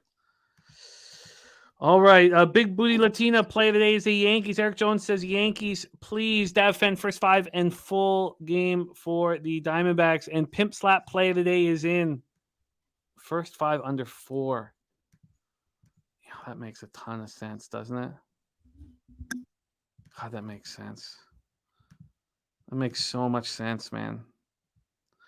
Is that going to be juiced, that first 5 under 4 in the Jays game? Let me just see what it is right here. No, probably not, because 3.5 will be where the juice is. Minus 115 to the under. Oh, wow. I like that look. I think that Pimp Slap play today is going to end up on my card. It just Bassett is we think Bassett is a great big game pitcher. All right, so Alfred says Diamondbacks for me. Yankees are unbettable with their bat. Let's get back to this spot here. So I want to see some money in on the Yankees badly because it was all Diamondbacks early. It's still all Diamondbacks. Okay, so 81% of the tickets and 91% of cash is on the Diamondbacks. So now, if that's the case, we have 28% tickets, 69% cash on the under. If that's the case, then this line better have moved. So let's go, even before we go to weather and all that, let's make sure that this line has moved here. Let's get over to this money line. Tell me it's moved. Better fucking moved. Please move. And it has moved. Great. And it's moved in a big way. Okay, thank you. It's opened up at plus 112. It's now minus 104.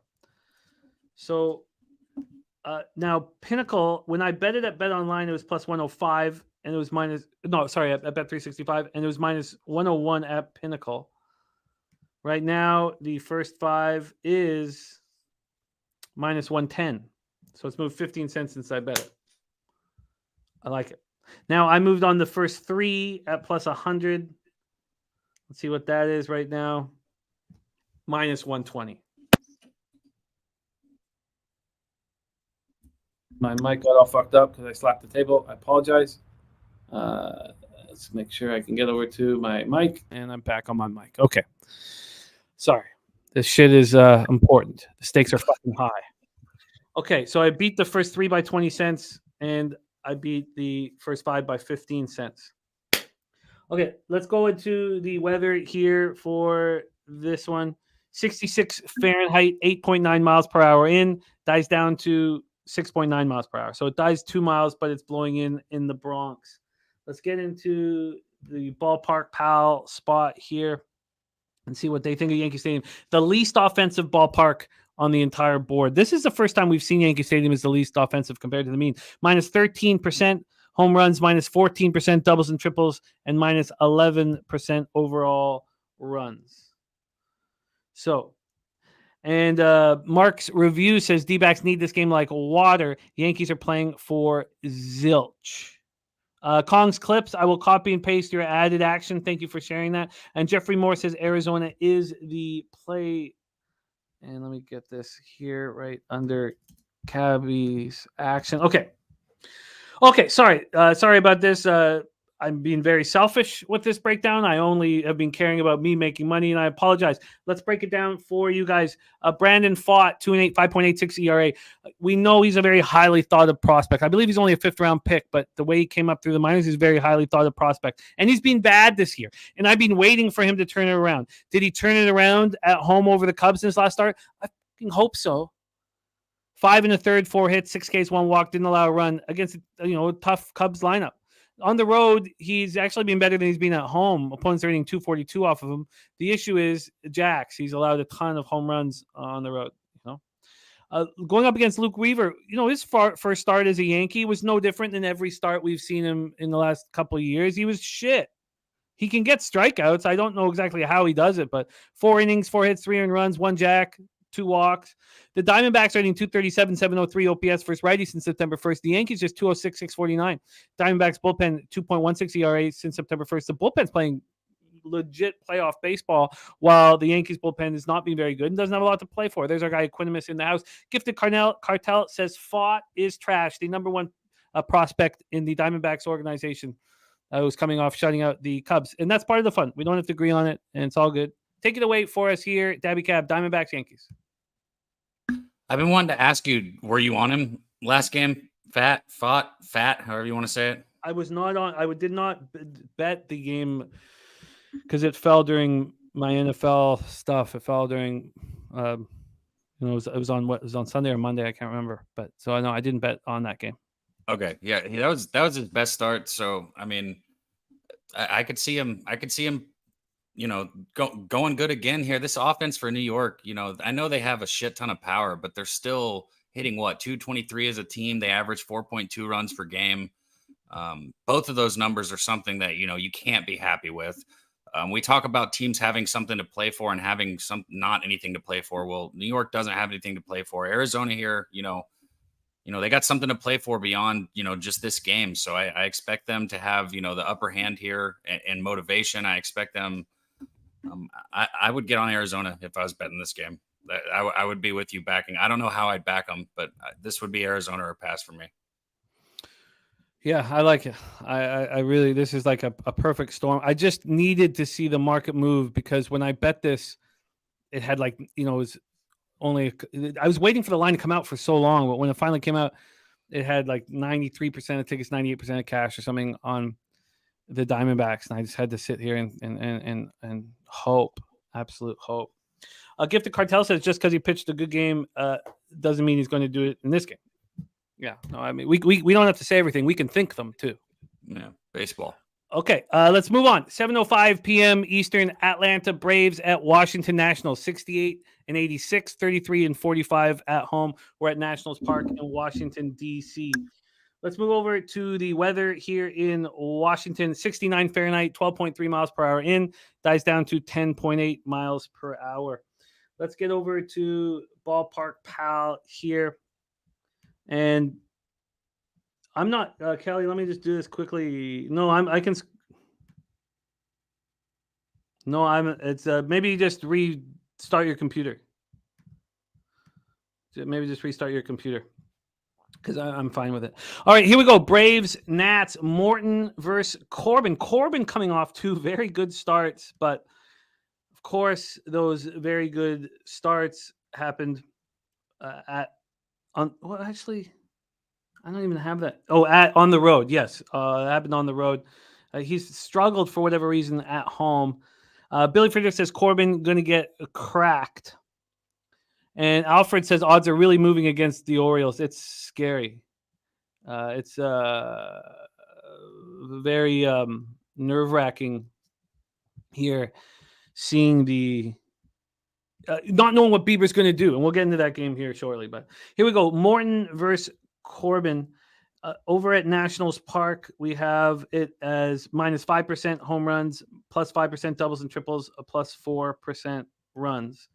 Let's get into the line history here for Braves, Nats. We have the Braves at minus 239. They opened up minus 238, now minus 239, so no line move towards them. And from a total side of things, we have it sitting at a 9 at minus 108 to the under. Opened up at 9 9.5.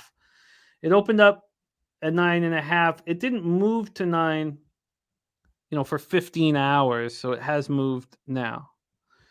So Braves, Nats, Charlie Morton coming off a tough start at Miami. 4 2/3, 6 earned runs, 5 Ks, 5 walks. This should be a lineup that he could get right with. He's had a good season. But the Nats are hitting, 242, 736 OPS versus righties since September 1st. Corbin coming off back-to-back strong starts. I mean, we know what the Braves do to lefties. It's calmed down a little bit. 246, 764 OPS. The Braves bullpen, I said it yesterday and I'll say it again. They're pitching bad right now. And this is the time of year when you want your bullpen being elite. And their bullpen's been elite all year. And now 5.83 ERA in September. So they need to get that fixed. So we'll take one look at the cash flow for this one. On the total, 95% of the tickets and 97% of the cash is on the over. 95, now 96 and 97 on the over. And this is dropped down to 9 from 9.5. Wow. On the money line, just 6% of the tickets are on the Nats and 84% of the cash. Wow. Wild.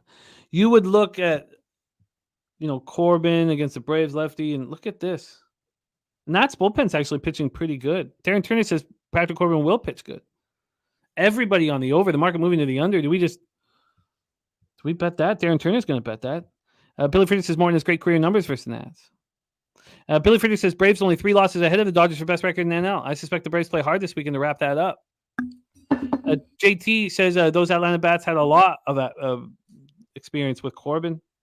Take it away and tell me you didn't just say that the Braves just don't have a ton of reason to care, but we just see that they're only 3 losses up. So, but it seems like it's locked in, but the Dodgers are just playing good ball. Take it away for us here, Daby Cab, Braves, Nats. I've got that experience that you're talking about right here in front of me. The Braves against Corbin, 73 for 221. That's 12 doubles during that, 10 home runs, 42 RBIs. They know him well. They hit him well. And you look at the other side here, the current Nationals, they're only 10 for 59 with 4 RBIs and a pair of doubles and 2 home runs versus Charlie Morton. So, the only thing I'd worry about is the Braves pen, but one thing I wouldn't worry about is the Braves putting up runs. I don't know what their team total would be here, but I think the Braves probably, I think they get to Corbin. I know it's been long past since people said the Corbin day because he, we won't say he pitched good, but he pitched better than what Vegas said he would do. So he wasn't a fade all season, but at this spot right here, I think the Braves put up runs on him. Yeah. Let's just see what he's done against them this year and pinpoint that. Although those numbers do concern me. I mean, but the fact that this is looking towards an under, moving from 9.5 to 9 with everybody on or against him is wild. He's only thrown 3 innings against Atlanta this year. He got touched up badly. 7 hits, 4 runs, 2 earned. God, I just don't know if I can trust this. Joe Yurkovich joining me on Arizona. I love it. Robert Franklin looking at that Braves team total. It's at 5.5.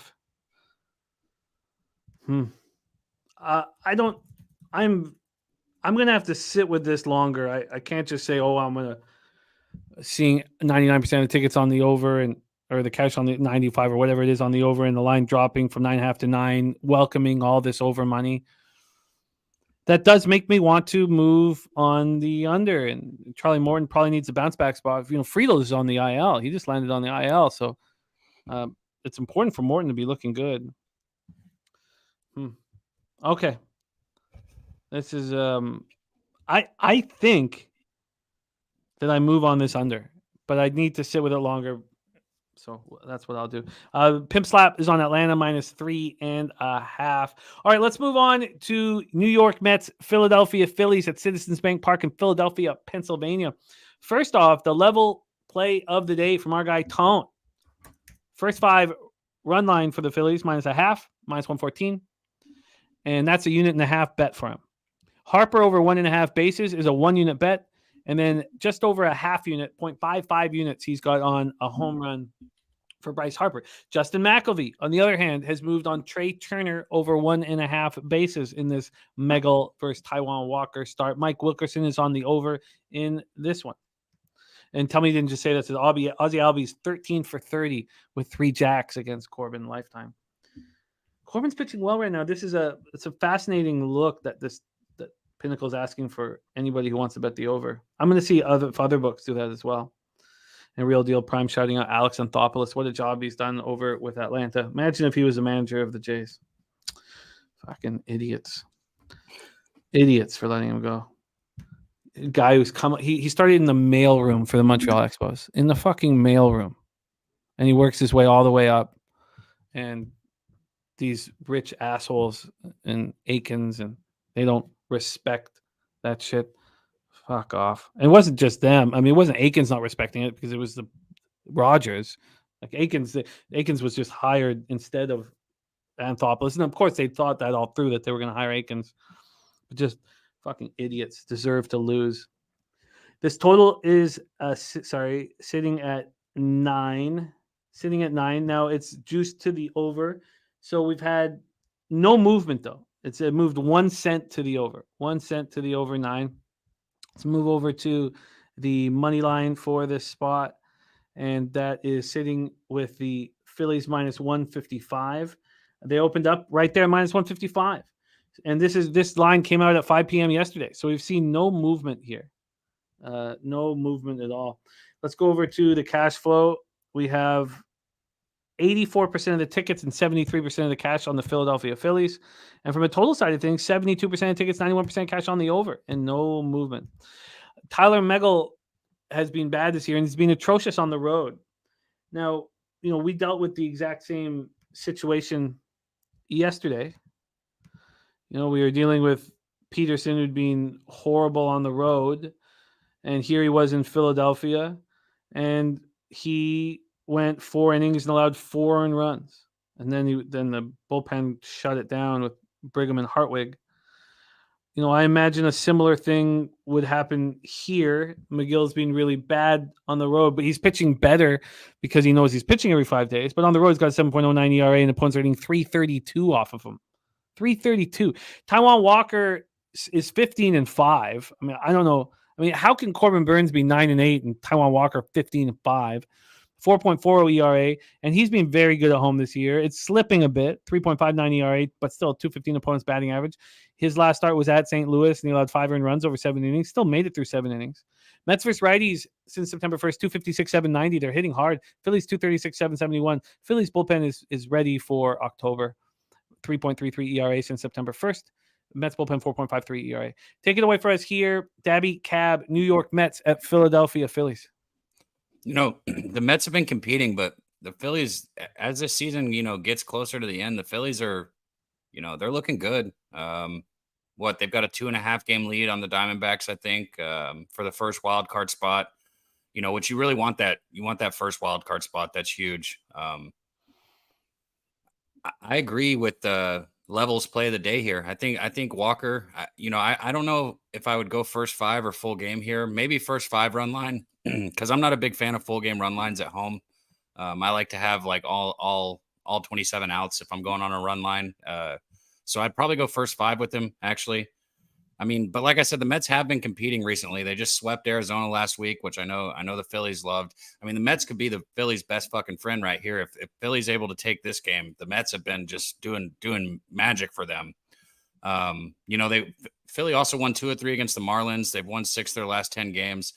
But all that taken into account here, and even though I think Miguel, however you want to say his fucking name, he's been good. He's serviceable as a pitcher. If I look into his numbers, in this month he's been great. And he's a veteran, so as far as innings go, you're not necessarily worried about the innings getting up there or anything like that with them. But again, this is a Phillies lineup from top to bottom that I expect to put runs up. I like our guys' props that are coming in on Turner. I like the props on Harper. I think this is a Phillies game all around. Are you going to move on it? I might get there with this. I have a couple other bets. I might add this one to it. I might add the first 5. Okay, so I'll just put question marks beside it here. Aquinas says he's more wanting to fade Megal than Philly. I don't know why I've heard so many people call it Megal. It's just there's no. The only thing is it's Tylor. That's the only thing we're supposed to say with his name. But, a lot of talk about whether the Phillies. I would never call somebody that. Tylor. Tylor. Hey, Tylor. Come here, Tylor. What the fuck kind of name is that? Here in this, they're talking about whether the Phillies can beat the Braves. The only futures I have, I've said it many times in the pennant and World Series are the Phillies. Speaking of the Orioles, if they win the division, all that stuff, with their numbers so low right now, if you want, action on the Orioles in the come playoff time, just bet them every day. That will make you more money at this point than anything else. So that's I'm going to stay off of this spot, but I will cheer Tone on. This makes sense. I just don't, when it comes down to it, even though, how about this? Just before I let this go, let's just take a look at what Taijuan Walker has done lately at home. Let's just do that. Let's just take a look at what he's done lately at home. And because that's where you'd want to back him. But I find him just so vulnerable. But last start against Atlanta at home, he allowed 5 earned runs over 5 1/3. The one before that, he allowed 3 earned runs over 5 2/3 versus Angels. I completely get the look, but I do not want Taijuan Walker as a huge favorite right now. I just prefer not to have that, but I will cheer you guys on. Let's move on. 7:10 p.m. Eastern. Baltimore Orioles 95-58, 50-28 on the road at the Cleveland Guardians 73-81, 40-36 at home at Progressive Field in Cleveland, Ohio. Dean Kramer versus Shane Bieber. Bieber has been activated from the 60-day IL. His last rehab start was on Sunday at AAA Columbus, and he looked awesome. He did walk 3 batters, but he struck out 7 in 3 2/3, and he's just working things out. He threw 64 pitches at AAA Columbus. Francona has given him a limit of 80 pitches here. And this is one of those things. Now, it was an elbow issue, and he was dealing with inflammation in the elbow. But this is one of those things where we know that this will have helped Bieber to break. And Bieber's playing for a contract, and he's playing to be traded in the offseason. He was playing for an extension and to be traded and all that. So Billy Friedrichs on those first 5 in full game. I love seeing that. Now we have the career worst average exit velocity against Bieber, the lowest rate of strikeouts in his career on his 4-seam fastball, the lowest rate of swing and misses, all of that stuff. But he probably needed the break. Let's get into the weather here. First off, Ballpark Pal and Swish. We have 71 Fahrenheit, 11.8 miles per hour in. By the end of the game, it's sort of right-left, but it's still, 8.7 miles per hour, and it's blowing in heavy. But Progressive Field here today, plus 3% homers, plus 12% doubles and triples, plus 8% runs. This is the second highest of any spot on the board. And Mikey from the Pimp Slot Play Day says, Bieber versus a team with a win rate over 62%, 13-0. Double dip Bieber spot. First 5 in full game. Wow. Joe Yurkovich says, always after a loss has been cash money. Here we go. Kramer versus Bieber. Let's take a look at the line history for this giant Orioles game. We have the Orioles at minus 101. They were just at plus 105. They got up to plus 109 at 9 this morning. At that point, that's a 30-cent move to the Guardians. Now it's come back. It's just a 20-cent move. But good God, that is a big, big move to these Cleveland Guardians. Let's take a look at the total here in this spot. We have it sitting at 8. At 8. Opening up at minus 112 to the under. Now minus 104 to the under. So we've had 8-cent move towards the over right now. So we've had a move towards the over, and Bieber getting a huge move towards him. Tell me, didn't just say that says the line is a clear stay away from me, seems to be begging you to take the Orioles. Aquinimus says this is when you should have smashed it with the Orioles. The reason why I did it, and look, it was a mistake, and this is it happens, but it's just because Friday's in and out day for me with my local. That's all. I was just trying to get out of having to send them anything, and it was it was a mistake. I shouldn't have reached. It was irresponsible. Now it's worked before, and it will work again. Noli Nose has given us the skull and bones here for the under. The skull and bones as a dead under here. Let's go over to the cash flow for this spot. We have 78% of tickets and 90% of cash on the over. And 85% of tickets, 96% of the cash on the Orioles. Good God. What could go wrong? Gifted Cartel on the Guardians money line. All this money on the Orioles and the line's moving towards the Guardians. Smells like a gambler's first glance. All this money on the over and Noli liking the under. Wow. Kramer 4.17 ERA, 1.30 whip. He's been pitching very well lately. Coming off that extra inning win at home versus the Rays. That was a very, very important spot. And he looked good. He led the one solo shot over 5 innings, 5 Ks. On the road, he's been great all year. 3.51 ERA. Shane Bieber, I don't think it matters. He's a really good pitcher. Yeah, his velocity is down, and but he's still at 3.77 ERA in his worst season ever. 1.25 WHIP. The Orioles are hitting 271, 781 OPS versus righties in September. The Guardians are hitting 273, but just with 723. The Guardians beat the Orioles last night and put up 5 runs without an extra base hit. Not one extra base hit. That's pretty frustrating. Orioles bullpen 4.13 ERA got touched up last night, and the Guardians bullpen 5.63 ERA. Take it away for us here, Daby Cab, Orioles Guardians. Yeah, shout out to our guy Noli in the chat, man. Like you said, he put the skull and crossbones or the skull in the chat. Noli, if you ever want to get on the live football stream, we need some of your college football knowledge, man. Hop on. I'd love to have you on there. But man, this is a spot where I agree. I wouldn't want to side. This line freaks me out as far as sides go, but I agree with the under. I was thinking maybe first 5 under. I think both pitchers have a good outing. I think we get quality starts out of both pitchers, and at 8, you're probably getting a 4.5 or maybe a 4 in the first 5. This Guardians team, they only average 3.7 runs a game at home.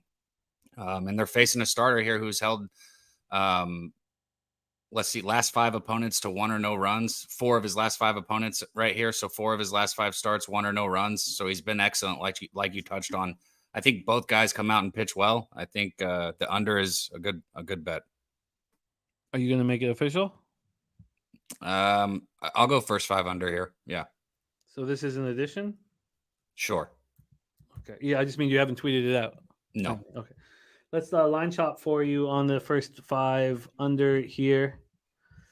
Move over here. Correlating with our guy Noli's action. The first 5 under. Well, you have a choice here. So let me tell you your options. You can take the first 5 under 4.5 at minus 118. That's at Pinnacle. Or you could take the first 5 under 4 at plus 113.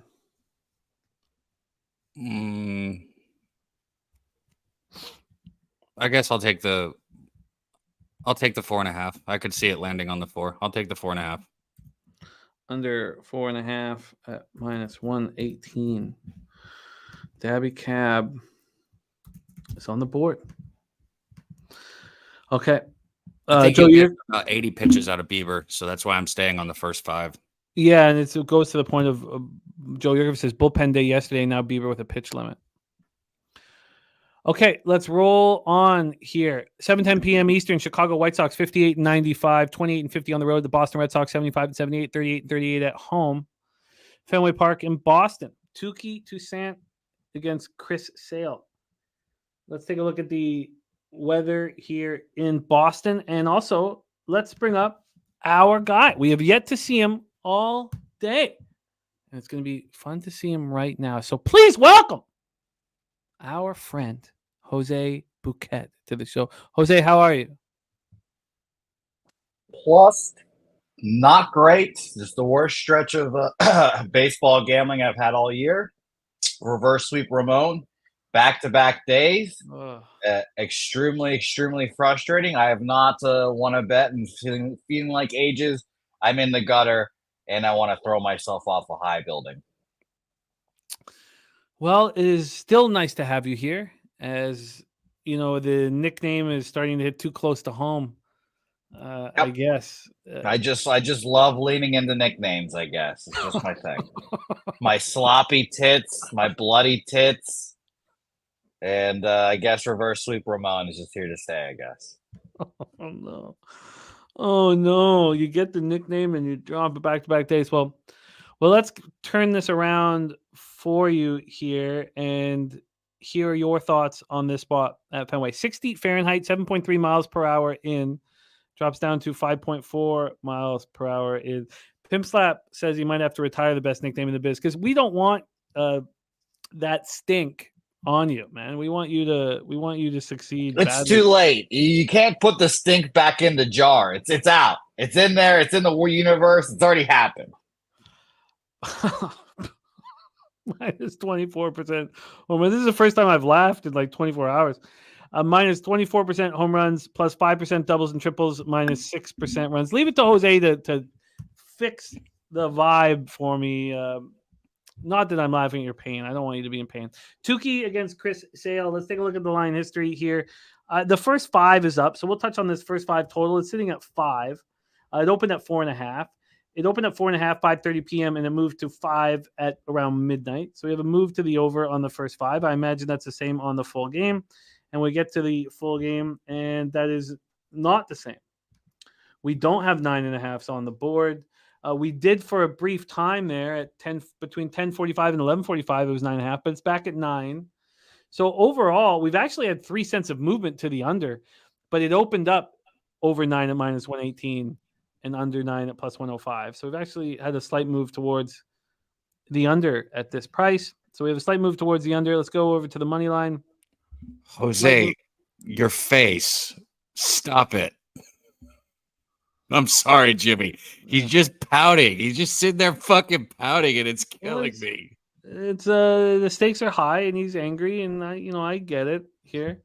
Let's move over to the cash. So Chris Sale, a minus 200 favorite, opened up minus 209, now minus 202. Chris Sale and his mental health issues. A minus 200 favorite. 73% of the tickets and 97% of the cash is on the Chicago White Sox. That's how much the betting public believes in Chris Sale. 44% of tickets, 38% cash on the under, 56 and 62 on the over. Chris Sale's last start was beautiful. 4-3 extra inning loss at the Jays. Went 6 innings, 1 earned run, 10 Ks, 2 walks. Looked very good. He struggled a bit at home this year. 4.91 ERA, 226 opponents batting average, allowed 8 jacks and 40 in the third. And Tukey coming off a nice start himself, 7-6 win at home versus the Twins. He only allowed 1 earned run over 5 innings, 8 Ks and 1 walk. He struggled on the road this year. He struggled pretty much everywhere except for that last start. White Sox first lefties, and this is why you'd think that Chris Sale would be locked in. 213, 546 OPS. They just don't hit them. The Red Sox aren't hitting righties either. 237, 696, and both bullpens, White Sox and Red Sox, in September are over 5 runs per 9. Take it away for us, Jose Bouquet. Are you moving on the Red Sox game? No, this line is stupid. Minus 200 for the Red Sox is stupid. If anything, I'm betting the under here. This is just 2 bad baseball teams. Bum fight. Probably see some nipples somewhere. No thank. What about you, Daby Cab? Do you have interest here? No, but I can talk about it a little. I mean, at minus 105 for the run line, I don't see it. I don't think it's a horrible bet on the Red Sox here. I think the line's not too outrageous. I mean, I don't like either of these teams. The White Sox this month, though, 5-14 straight up. They're hitting just 236 as a team. They're averaging just 3.4 runs a game. I think Sales should pitch well here. I don't think there's any reason why he shouldn't at home. I don't hate the Red Sox on the run line. What do you think of this total? Jose, we'll touch with you first. I lean under. Lean under? Yeah, I mean, the White Sox just aren't hitting lefties. Tukey looks okay right now. The Red Sox aren't hitting righties. I mean, yeah, exactly. There's not much motivation in this game. The only issue with the Red Sox offense is just a lot better at home, and that's probably Fenway Park related. The first 5 has gone from 4.5 to 5, so I'm not going to try to get underneath it, but that would be my look. Do you have any feel on this total, Daby? I would lean under also, like you said. I mean, I don't think the White Sox, my whole thing for thinking the Red Sox run line would be a decent bet is not because I expect a bunch of runs out of them. It's because I think that the White Sox don't score very much at all here. So I don't hate the under either first 5 or full game. Jose, do you have any other spots in these final few games that you want to attack here with us? No, but I'm looking to win my first bet in literally 2 days. So that'd be really nice to start off with. I'm on obviously. Oh, I forgot. I'm obviously on Seattle, but we could talk about that since that's the next game. But I'm on the Arizona Diamondbacks, obviously, with you, Jim. We have the same feelings about Brandon Pfaadt. Luke Weaver sucks. I'll take my chances there. Playoff team versus a team not in the playoffs. And perhaps the worst bet of the day for me, the Baltimore Orioles. I have the money line yet again. I'm on them. I'm riding. But you mentioned the reverse line movement already makes me want to throw myself off the Tower of Americas and just lawn dart myself right into Southtown 101. We have a new nickname for you. Bounce Back Bouquet. How about that? There's also Boo Hoo Bouquet as well in there. That one's God, you are such a bitch. That's what else happens. Oh man, there's 17-7 memorabilia. Well, let's talk about another game here. Let's focus on bounce back, not reverse sweep, Ramon. The pimp slap, I keep screwing up. The RBI play of the day from our guy Mike M is in, and it's on old Genie Suarez. Old Genie Suarez here at plus 180. Pimp slap play of the day. Jeffrey Moore says, great day getting off work early. I'm going to watch the Cubs game while drinking some Russell Reserve 10. Good God. I am so jealous. I only get to drink Kraken on these live streams. Other than that, I just wallow in self-pity. Let's go. Mariners, Rangers, Globe Life Field in Arlington, Texas.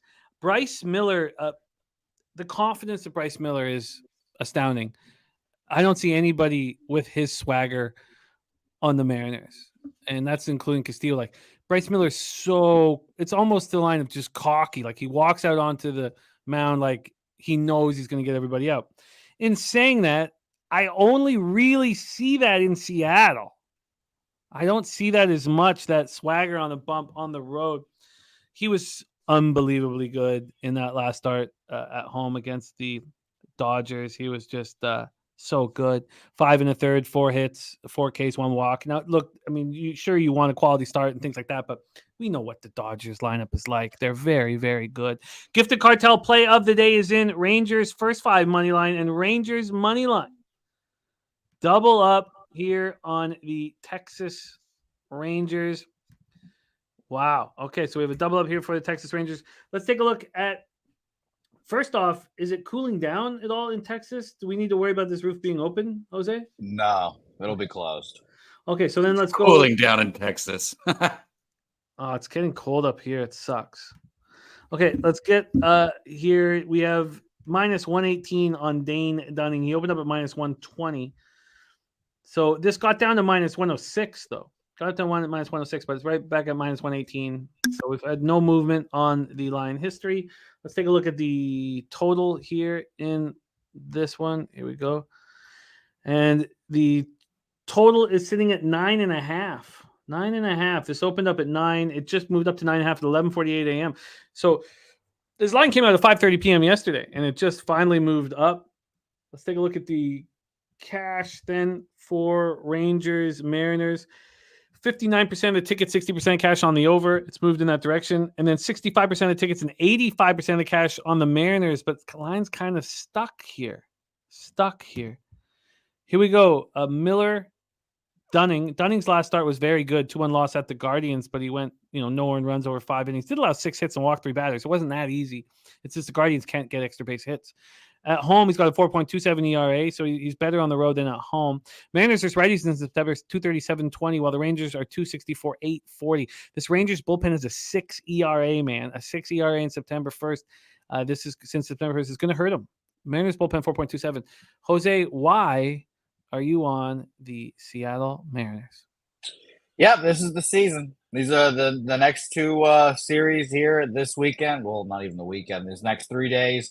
And then you get the Astros this next weekend, and then 4 games versus the Rangers. Biggest 2 weeks for the Mariners here, and I think they obviously sent Bryce Miller up here for a reason.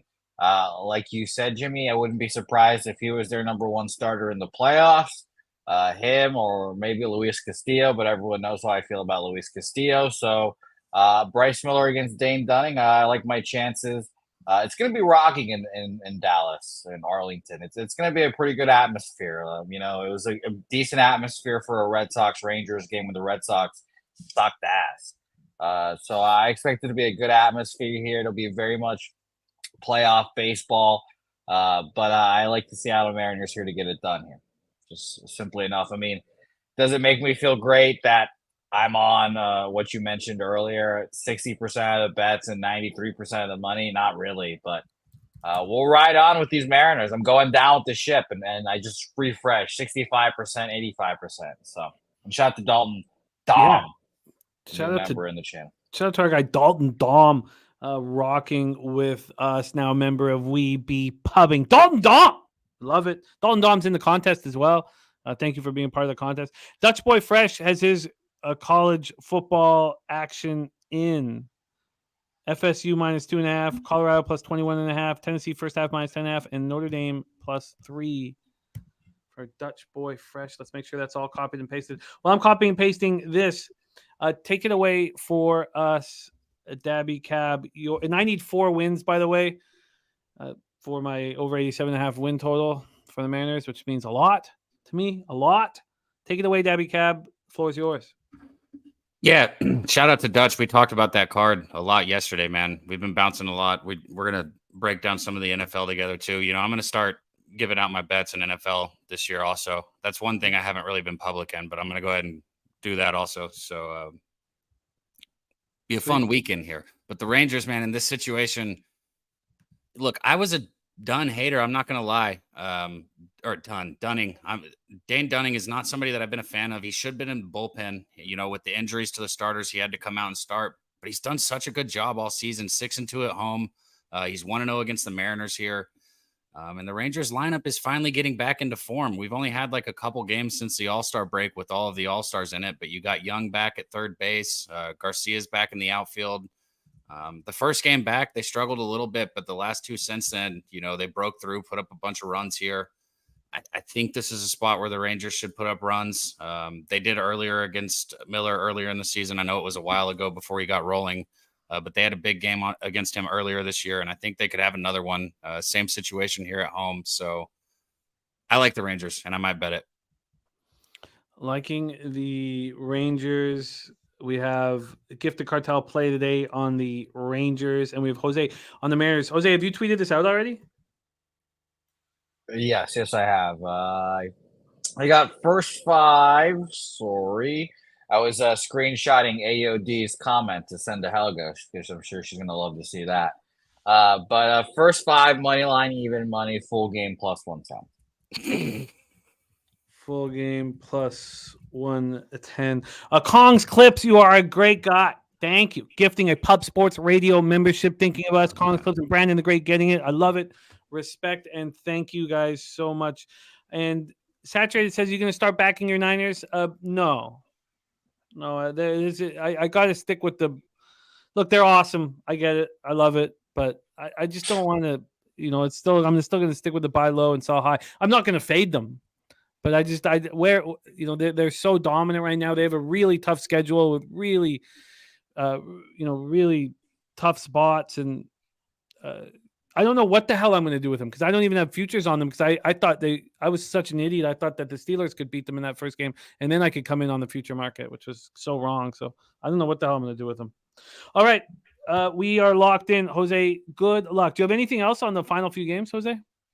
I do not know. I'd like to keep it tight today because of how poorly things have gone. But I don't know. I guess maybe one more reverse sweep. At what point does it get impressive? Who knows? I don't know. But it'll be fun. Connor Mack will be joining us. Connor Mack and I do well together. I don't know what it is, but I guess Connor brings the wins. So I need him as bad as ever. So we're gonna have a good next couple of weeks, and the playoffs will be here before we know it, and then that will be really fun. So hopefully we can see these playoffs without the Rangers. I think you need the tampon full of vodka trick, Jose. I think you need the tampon full of vodka. That's what I think. Well, that's what this whole segment was based around. It's already jammed up in there. So Okay, then why are you happy? Then why are you drunk? takes time. It doesn't. That's why they stick it in there. It takes no time. I slipped it in there right before I got on screen. So give me like Don't 5 use minutes. words like slip.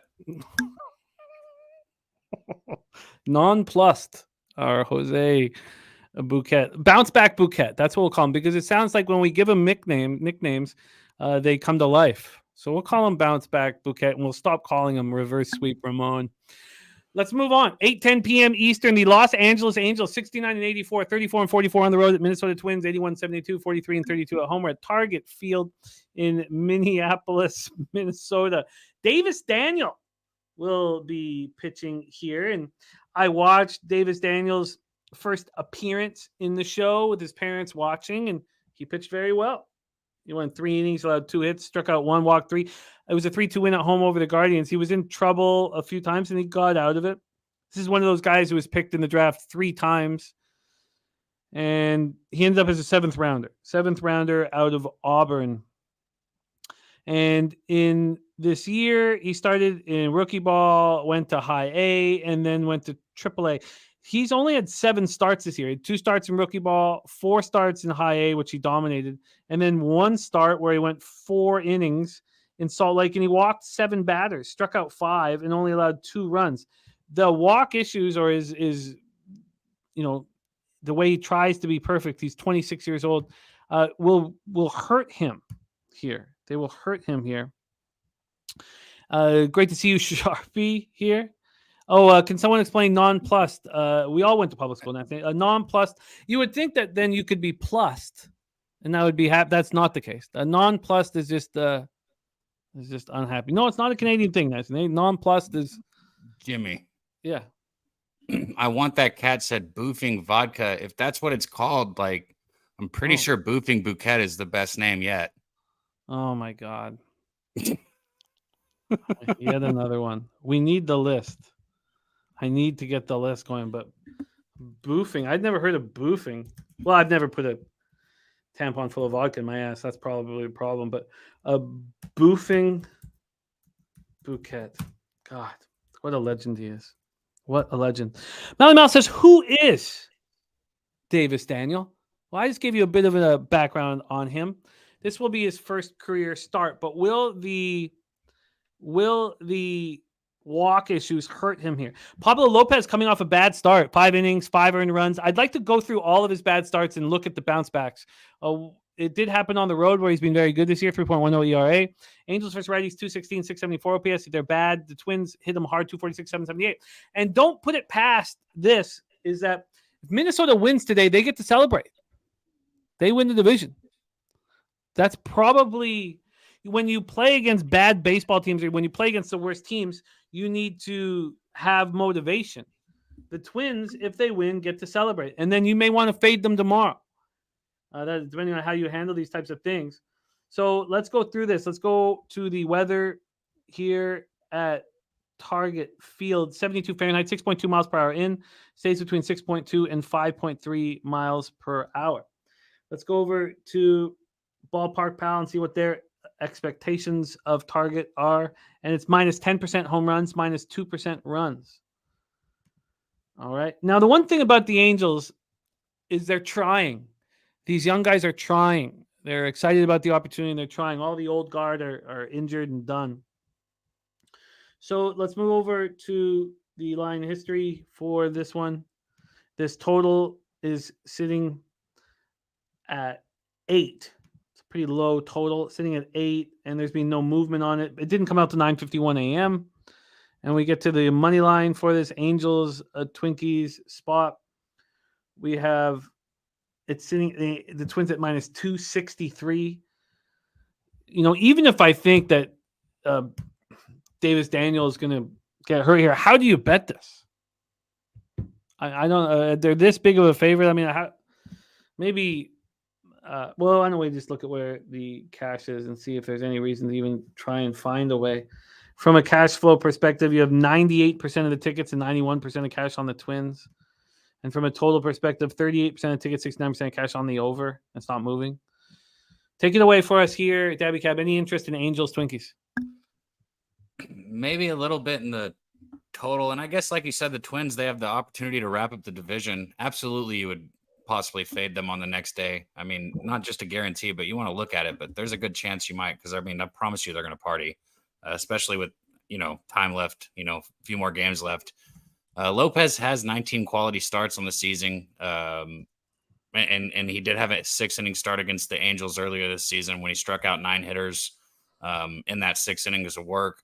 So, as much as I think the Twins are motivated to wrap it up, I like the Twins here in this spot. I don't do the strikeout props, but for any of our guys that do, maybe I'd look at Lopez strikeout prop. But yeah, I'm not betting this game. It's just too expensive. But I imagine that they'll win. Maybe it'd be a parlay piece for somebody. IC says Twins -1.5. Says, call me crazy. At least you're calling, says IC. He looking at Twins -1. That's the way you'd have to bet it. Is it Twins -1.5 here? I mean, it all makes sense to me, other than the Angels are a team that I kind of want to try to find a way to back over the last couple weeks of the year. Okay. So, respect and shout out to Kong's Clips. Giving a big shout out to Jeff Slaughter for making this community happen. I love it. Kong's Clips. Join us at Pubapalooza. Pubapalooza, where we can all party together. Look, Pubapalooza is only 6 months away. 6 months. God, I can't wait. Okay, Gift the Cartel says he's going to oddball Angels plus the under. Too much expectations again. And Let's Dance says, we love you, Jeff Slaughter. Christopher commenting, look at the Twins team total over. All right, let's move on. And Deshaun G's on Jared Walsh, RBI. Next up for us, 8:10 p.m. Eastern, Kansas City Royals, 51-102, 20-55 on the road at the Houston Astros, 85-68, 39-39 at home. We're at Minute Maid Park in Houston, Texas. We have Cole Ragans going up against Framber Valdez, 2 lefties on the hill. So let's go into the line history in this one. What's Kong saying? He will be at Pubapalooza in 2025. Okay, that's legit. That's a legit excuse. That's the most legit excuse we've ever had. That's like when fucking what's his name will pitch again for the Rangers, DeGrom. Yeah, right around the same time. But that's legit, Kongs. We love you, man. 2025, we do it up right. 2025 Kongs Clips. Let's go. Royals Astros, Minute Maid Park in Houston, Texas. Excuse me. We have the line history. We'll start with has Valdez at -212. He opened up -211. So no market movement on the money line. Let's go to the total in this one. This total is sitting at 8. Oh, sorry, that's bet Chris. Sorry, it's sitting at 8 with -111 to the over. It's funny that it's moving to the over because this went down to 7.5 twice between 8 and 10 a.m. Went down to 7.5 twice, but now it's at 8. Let's go over to the cash flow for Ragans versus Framber. We have 44% of tickets, 77% cash on the under, which would appeal to me if it didn't jump back up to 8. Then we have just 20% of tickets and 68% cash on the Royals. I mean, the Royal, and I get money on Royals team total over. Alfred44 says, I don't see Astros blowing these games. Kelly McKinnon says, how about doing something in Canada? Yes. Jeff has talked all about that. So don't worry. That's going to be 100% in the plans. 100% in the plans. And we still have like $3.5K sitting there for us to do something with for the Atlantic City trip. So all of this is in the cards.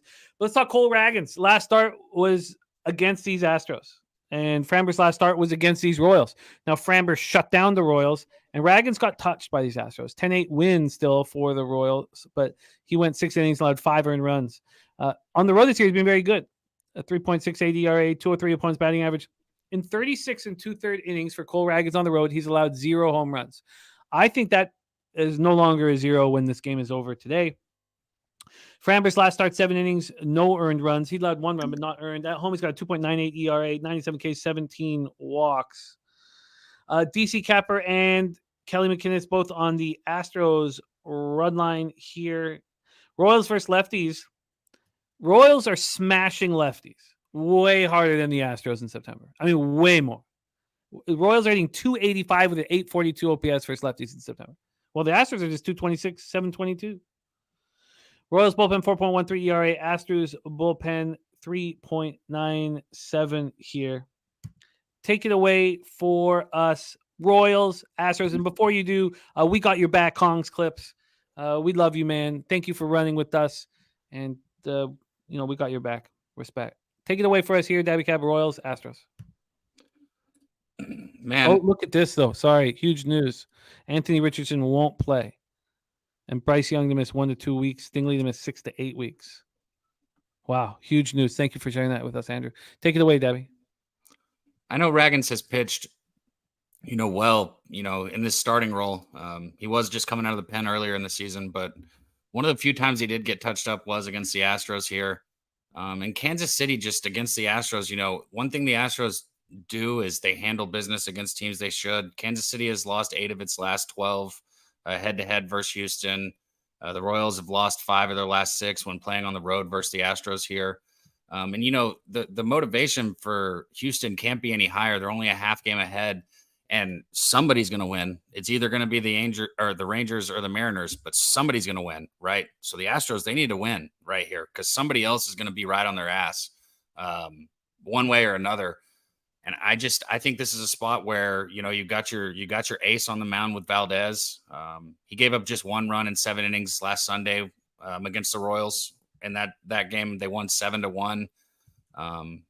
Valdez hasn't allowed more than 3 earned runs in in any of his last 5 starts. Shit.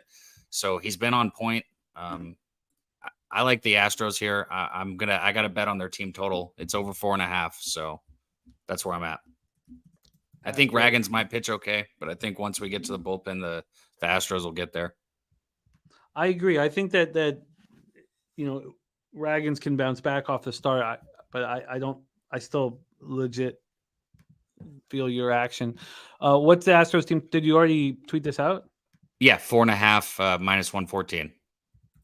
All right, you are locked in. Astros team total over 4.5 minus 114. All right, we have 3 games left on today's card. We go over to my Detroit Tigers. I like this group. I believe in them. 72-81, 40-38 on the road. They cashed very easily for me yesterday. At the Oakland Athletics, 46-107, 24-54 at home.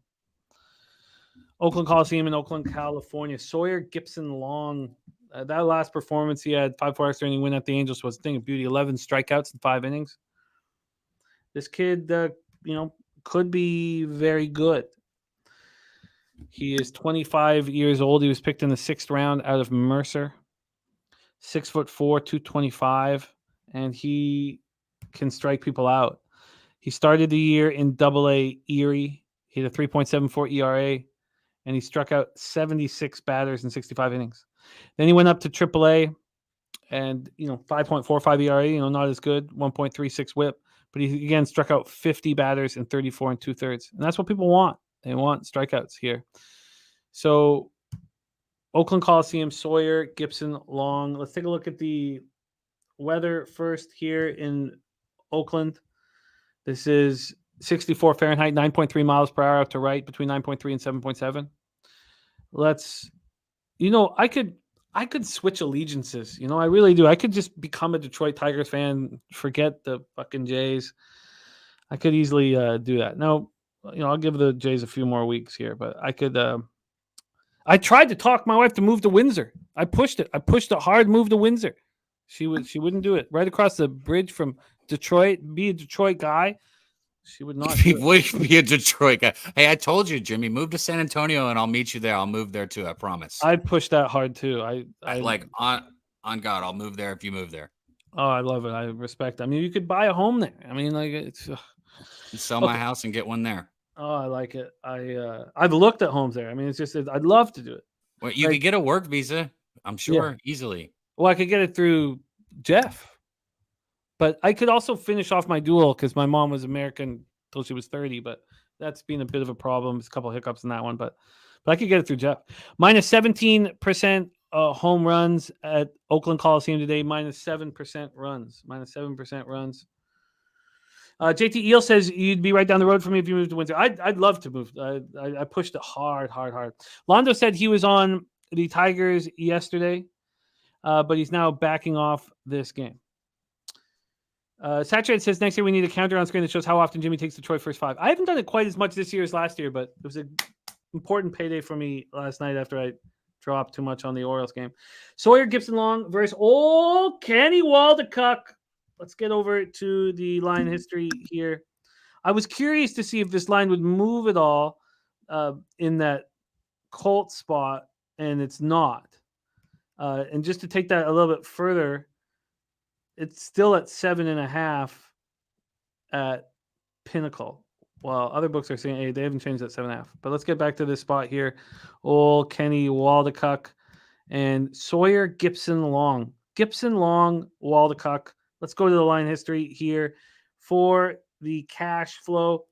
Detroit sitting at minus 137. They opened up at minus 120, 17 cents over to the Tigers, 17 cents. From a total scenario here, we have these Tigers at sitting at 8. Pinnacle has it at 8, minus 105 to the over. This opened up at 7.5. It lasted for 30 minutes and went to the over 8. But it hasn't moved that much since it's been at that over. So let's go over to the cash flow then for this one. At least this line's been out for a long time. We have 91% of tickets on the Tigers and 76% of the cash. And then let's get all markets up. From a total side of things here, we have 70% of tickets and 92% of cash on the under. And it's gone from 7.5 to 8. So here we go. As I talked about Gibson Long's last performance, it was very nice. Waldecuck's was not. 10-1 loss at home. At least he's got consecutive home starts. He's been much better at home than he's been on the road. But he allowed 6 earned runs in 4 innings against the Padres, who are now hitting lefties hard. You know who else hitting lefties hard? The Tigers. 298, 885 OPS since September 1st. Ace hitting 232, 711. Tigers bullpen 3.65 ERAs, 4.67. I wouldn't mind being on the Tigers here, but I think there's enough question marks with Sawyer that I don't think I have the advantage that I had yesterday. What do you think of this spot? Take it away, Daby. Tigers ace.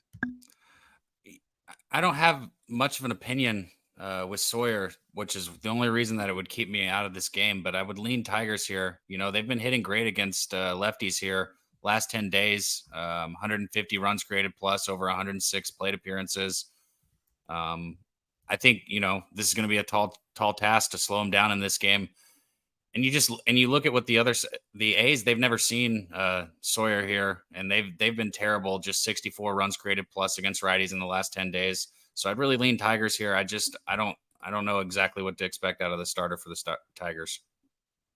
Yeah, this is not worth it. I mean, I've kept things pretty tight in MLB this week, 6-1, and it's a little bit of sunlight through these dark clouds of the baseball season. So I'm not going to reach here, but and I don't want to, if I'm going to add something, I don't want to add something that's got 95% but just 70% of cash. So I'm going to be off it. There are too many question marks around Gibson Long, and these A's basically minor league teams, so they're probably being around Gibson Long.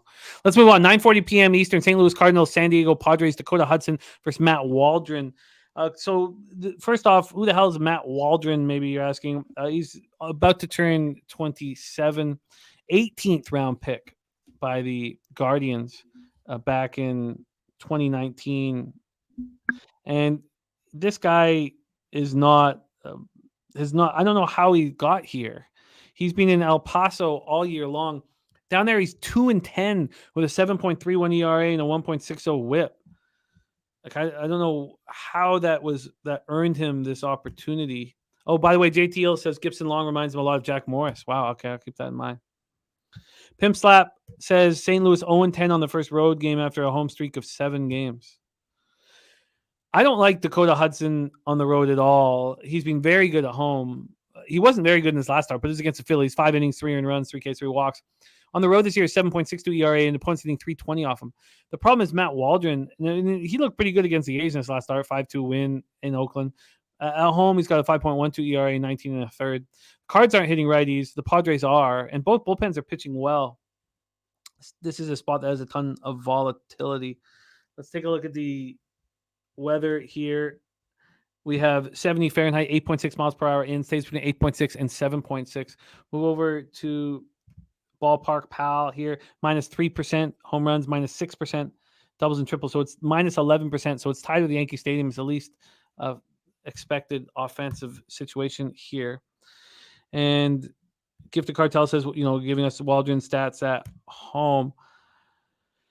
Wait, so 19 and a third. And Cards hitting. Oh, I did all that. So then let's go over, just take a quick look at the cash flow for this spot. The second to last spot on the board. 96% of the tickets, 96% of cash on the San Diego Padres. Wow. And then 80% tickets, 88% cash on the over. 80 and 88. And this total did what? Sorry, let me just see this total once more. This total is sitting at 9. And it has not moved. Take it away for us here, Daby Cab, Cards, Padres. I just had a moment where I was thinking about the Padres, the Cardinals, the Mets, and the Yankees, and it's just, let's all take a second just to laugh at all those organizations. Anyways, now we'll move on. Man, this is, I understand, I don't understand over 90% of the money on the Padres, but I do understand the money on the over here. I think both starters get touched up. Even with how bad the Padres have been offensively, we still know who they have in their lineup. And the Cardinals haven't been a terrible offensive team. They haven't been good lately. Cardinals have only won 4 of their last 10 games. Padres at home have been decent 4 of their last 5 games they've won. And you look at Dakota Hudson, he's not been reliable at all. He's given up 15 runs and it's just 14 and 1/3 innings his last outings. He's got a terrible 6.75 ERA this month. So this is just a spot where I think I see runs happening all around both sides. I think runs. I might get there with the over. I just haven't bet it yet. I get it. The Ballpark Pals stats are a little concerning for the spot, but for the, just looking at the numbers, it does make sense. I don't want it. DC Capper does. So I hope you guys get to the cash there. Let's talk about the final game on today's show, and we get to talk about Gavin Stone a little bit. And I'm looking forward to this game. I wanted to talk this one out. The problem is Sean Manaea. He's a real problem, but we can just forget Sean Manaea. The Dodgers aren't hitting lefties that hard. And I'd be curious to see what Manaea's numbers are. I didn't look at his batter versus pitcher numbers, so I'm going to pull that up. But Gavin Stone, he's a very highly thought of pitcher, 5th-round pick out of Central Arkansas in 2020. So he's 24 years old. He turns 25 next month. And he was good in Oklahoma City this year. 7-4, 4.74 ERA, 1.31 WHIP. And last year he was excellent. The last year he was unbelievable. He went from high A, did 6 starts in high A, and was like untouchable, 28 strikeouts, 6 walks, and 4 earned runs. Then he had 13 starts, 14 games in Double A Tulsa. Same deal. He was just like unhittable. And then he went up for 6 starts at Oklahoma City, and he was unhittable. So he's not been the same pitcher this year at Oklahoma City, and now he's here in the show. And when he comes out of, it doesn't even say Gavin Stone. So is it Caleb Ferguson? It was okay. Sorry, I don't want to sit here because this changes things. It is Ferguson. Damn it. So just something to know about Gavin Stone is so far this season, when he's come out of the bullpen, he's been lights out with no pressure on him. When he has to start and he sits there and thinks about all that, he gets lit up in smoke. But this is Ferguson now. So, Daby, if you could get some stats on Ferguson, I have this all set up for Gavin Stone. So if you could set that up while I lay the foundations here. We'll start with the weather here in LA, 67 Fahrenheit, 8.1 miles per hour to right field, dies down to 5.6 miles per hour. A Ballpark Pal has Chavez Ravine as plus 5% homers, minus 4% doubles and triples, minus 2% runs overall. Then we'll go over to the line history here. This total is sitting at a 9, a juice to the under. This opened up at 9.5. It didn't open up till 8:30 a.m. because I guess they didn't know it was starting. And it lasted there for an hour before it moved to 9. Not only that, though, once it moved to 9, it was heavily juiced to the under 9. This is one of those rare moves.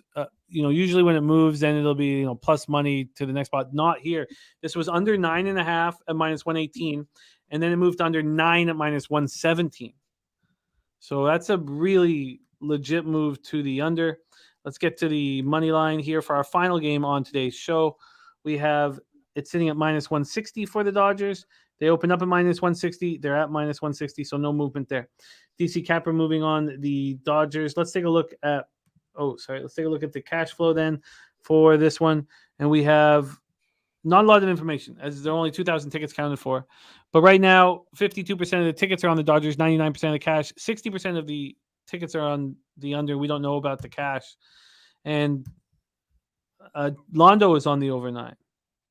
Londo is on the over 9. Manaya's been terrible on the road. Absolutely terrible.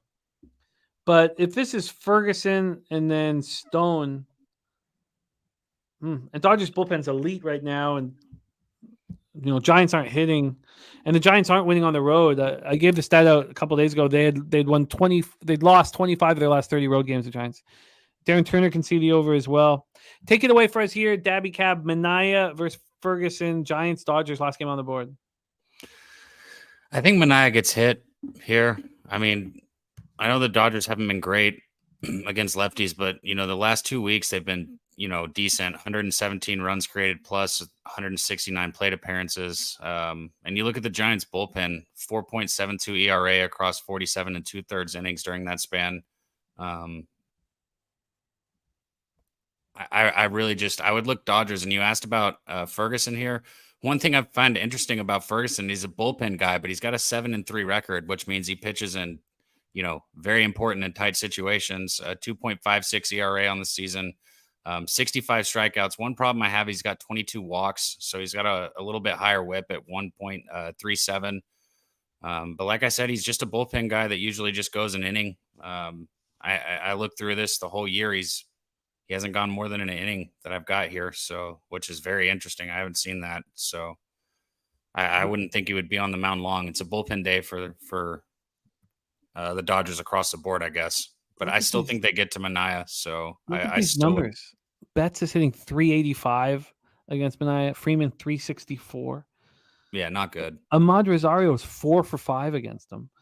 Smith 7 for 13 against him. Yeah, I think the Dodgers get it. Jesus. Torrey Coker's on the Giants money line.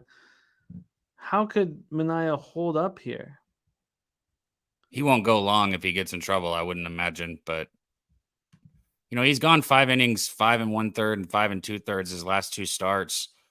But you go before that, he's been mostly just out of the bullpen, 3 innings, 2 innings. And when he does start, he's not really getting 5 innings. So I don't think I think the Dodgers will get to him. The Giants always. Wow, Tigers are now minus 166, Alfred. Holy shit, that's a big move. Billy Friedrich gets so fishy. The line at minus 160. The Dodgers first 5 team total at 2.5. It's just so fishy. I wonder if some of these spectacular I think they still want to put a little pressure on the Braves. The Giants always play the Dodgers tough. I mean, if you always took the Giants against the Dodgers, maybe you wouldn't be hitting over 50%, but your ROI would be positive. I guess I won't do it, but goddamn, I mean, look at those numbers against Manaya. They're going to light them up and smoke them, aren't they? Huh. And then it'll be Ferguson, Stone. So maybe there's volatility with Stone. McElvey is tailing the ribeye here. Did Pimp Slap give out another one? I might have missed that. But adding Smith. I think he did. Yeah, he gave out Smith, I think. Oh, did he? Yeah. How did I miss that? 2 officials tonight. Yes, Will Smith at plus 145. I don't know how I missed that. Okay, let me write this here. So this is a ribeye here, play of the day, number 2. Ribeye play of the day number 2 is Will Smith. And what did you say was plus 145? Yeah. JP says last year's Dodgers care to win before they start getting ready for the postseason, unless they stand a chance at winning at home. Versus if they can get that home run versus Atlanta. Yeah, this is just shocking that, you'd think this line would be much more. Something's fishy about it. I guess I stay off. But I sure like to move on the Dodgers here. But I guess I have to stay off. But then, it makes no sense. All right, let's review all action here on our Friday Betting with the Bag show. I'm going to have 2 bets in CFL, just 2. Redblacks money line, Stampeders money line. Both at home, backing them both. That's it. Now, Ouellette is hurt, the running back for the Argos. I see how the Ticats would be a look. I'm just surprised. It's just that same thing. I'm not going to take a team after their season-defining victory, but I don't see how anybody wouldn't believe the Ticats can keep this within 10. Then in college football, I'm on Purdue +6, and a gambler's first glance from Razor Sharp Picks is Virginia +8.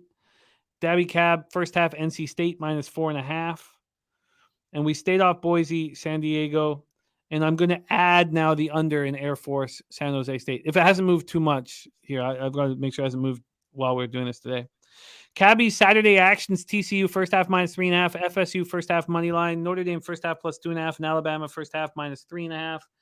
And my other action here in college football is, sorry, I'll move back to this, is a Kansas -8.5, Hawaii -3, Jacksonville State -6.5, Sam Houston State +12.5, Northwestern +11.5. I may also add the under in that Sam Houston game. So there we go. That's our situation here. We didn't talk the Sam Houston game because you weren't here on that show. Have you studied that game? Yeah, what's the line, like 12.5? It's moved to 11.5 supposedly. I get so this is coming back to the live streams last year. I get so frustrated when I back Houston, but I would lean Houston early in that game. I know Sam Houston's played some good football this year, but I don't know, Jimmy. That's a tough one. That's a tough one for me. Let's go over our MLB action. Billy Friedrich is all over the Rockies. This game starts in 22 minutes. First 5 +180, full game +201. And he's on the Rocks. First 5 team total over 1.5 -125. I'm shocked at this Brewers line. I'm going to look a little more at it. I added and bet during the show the over 9.5 in Pittsburgh, Cincinnati. So that's my third bet. I only had the Diamondbacks before that. And then this first 5 under 4, I'm going to take a long look at. That's the pimp slap play today in Jays Rays. I'm going to take a long look at it, and I think I move on it. I'm very much expecting to move on. Cabby's on the Rays, team total over 4 +100. My double up on the Diamondbacks, I crushed the market moves there. The first 3 I got +100. That's -120 when I looked at an hour ago. And then the first 5 +105, now -110. Big Booty Latina play today is against me on the Yankees money line. And the under in Atlanta, Washington, I'm going to take a closer look at. Cab, you were interested in the Phillies first 5. Are you going to move on it? No, I'll leave that off. All right. Let me leave that. On that one, we have Stacks play today, Trey Turner over 1.5 bases, and Tom Miggins level play today. Phillies first 5 run line -0.5, -114, and that's a 1.5 spot for him. He's also got Harper over 1.5 bases at +132, and a homer at +510. Then Cabby's on the first 5 under 4.5 at -118 in Baltimore, Cleveland. That's in addition to his card. White Sox, Red Sox, we stayed off. Jose's on the Mariners first 5 in full game. He's going right up against Gifted Cartel play of the day, who's on Rangers first 5 and full game. Pimp slap play today, the RBI play today, number 1 is Genie Suarez at +180. Deshaun G's on a Jared Walsh RBI at +275, and Angels Twins, we stayed off that. And Cab is on the Astros, team total over 4.5 -114. Tigers A's, we stayed off. Big move towards the Tigers. Cardinals Padres, we stayed off as well. And the ribeye play today, number 2 is Will Smith at +145. And that is our show for today. Here we go. Shout out to all you guys. Saturated, Billy Friedrich, 1777, Memorabilia, JW, Let's Dance. I get money. Money I got. Eating Wheaties. Billy Friedrich, Darren Turner, Nunya, Jay Peasy, Pimp Slap Play today, IC, Justin McElvey, Leroy Flood, Alfred 44, Tori Coker. Thank you guys. Darren Turner, Londo, DC Capper, Terry Mizzo, all you guys. Johnny K. Thank you guys. We have nothing without you guys, and we mean it. Kelly McInnes, Mike Wilkerson. Thank you for your support. JT Eel, Mally Mal, Double M play of the day is now 7-3. And the Ass Eater play of the day, 7-1. And old reclaimed James going back to his Hanshin Tigers. Big thank you to Jose for doing all the hard work behind the scenes to make the show look so good. Thank you for that, Jose. Don't forget, we have big shows today. Big shows. 3:10 p.m. We have The Balking Dead. 5 p.m. we have Say Hey Plays of the Day with Jose and C-Mac. And then tomorrow we have football. Saturday means football with Pete Loshak, Big Man on Campus. That is at 10 a.m. Then at 11:45 a.m. Eastern, Daby Cab and C-Mac have FSU Clemson live stream. Then we have UFC all night. And then Sunday night NFL live stream. And Monday night we have the doubleheader in NFL live stream. So we have nonstop action for you guys. So it's going to be a big weekend here. Daby Cab, my man. Love capping these Fridays with you. The floor is yours to put a bow on this show. Any last words for the chat? And can you please bless our action and leche us into the future? Yeah, man, the chat, we don't have anything without you guys. So shout out to you guys, man. I've said it before, but the YouTube shorts, if you haven't checked those out, go check them out. We're trying to, get some different content up there with it. And any support from you guys is the only reason we do it. So thank you guys for being out here. All the cappers out there that give your action, the hard work, man. We know what it goes into it. So we appreciate that shit. And I give my guy Jose backstage a hard time, but what did we call him? Boof and Bouquet. I give Boof and Bouquet a hard time, but he came on screen the other day and the first thing he told me was that I look fat. So fuck. No, I'm just kidding. I love Jose. And everybody should know that he's my guy. So shout out to him for all his hard work, and let's get some fucking money this weekend. We got a lot of money to make, most importantly. So as we always say, leche, los motherfucking bookmakers, baby.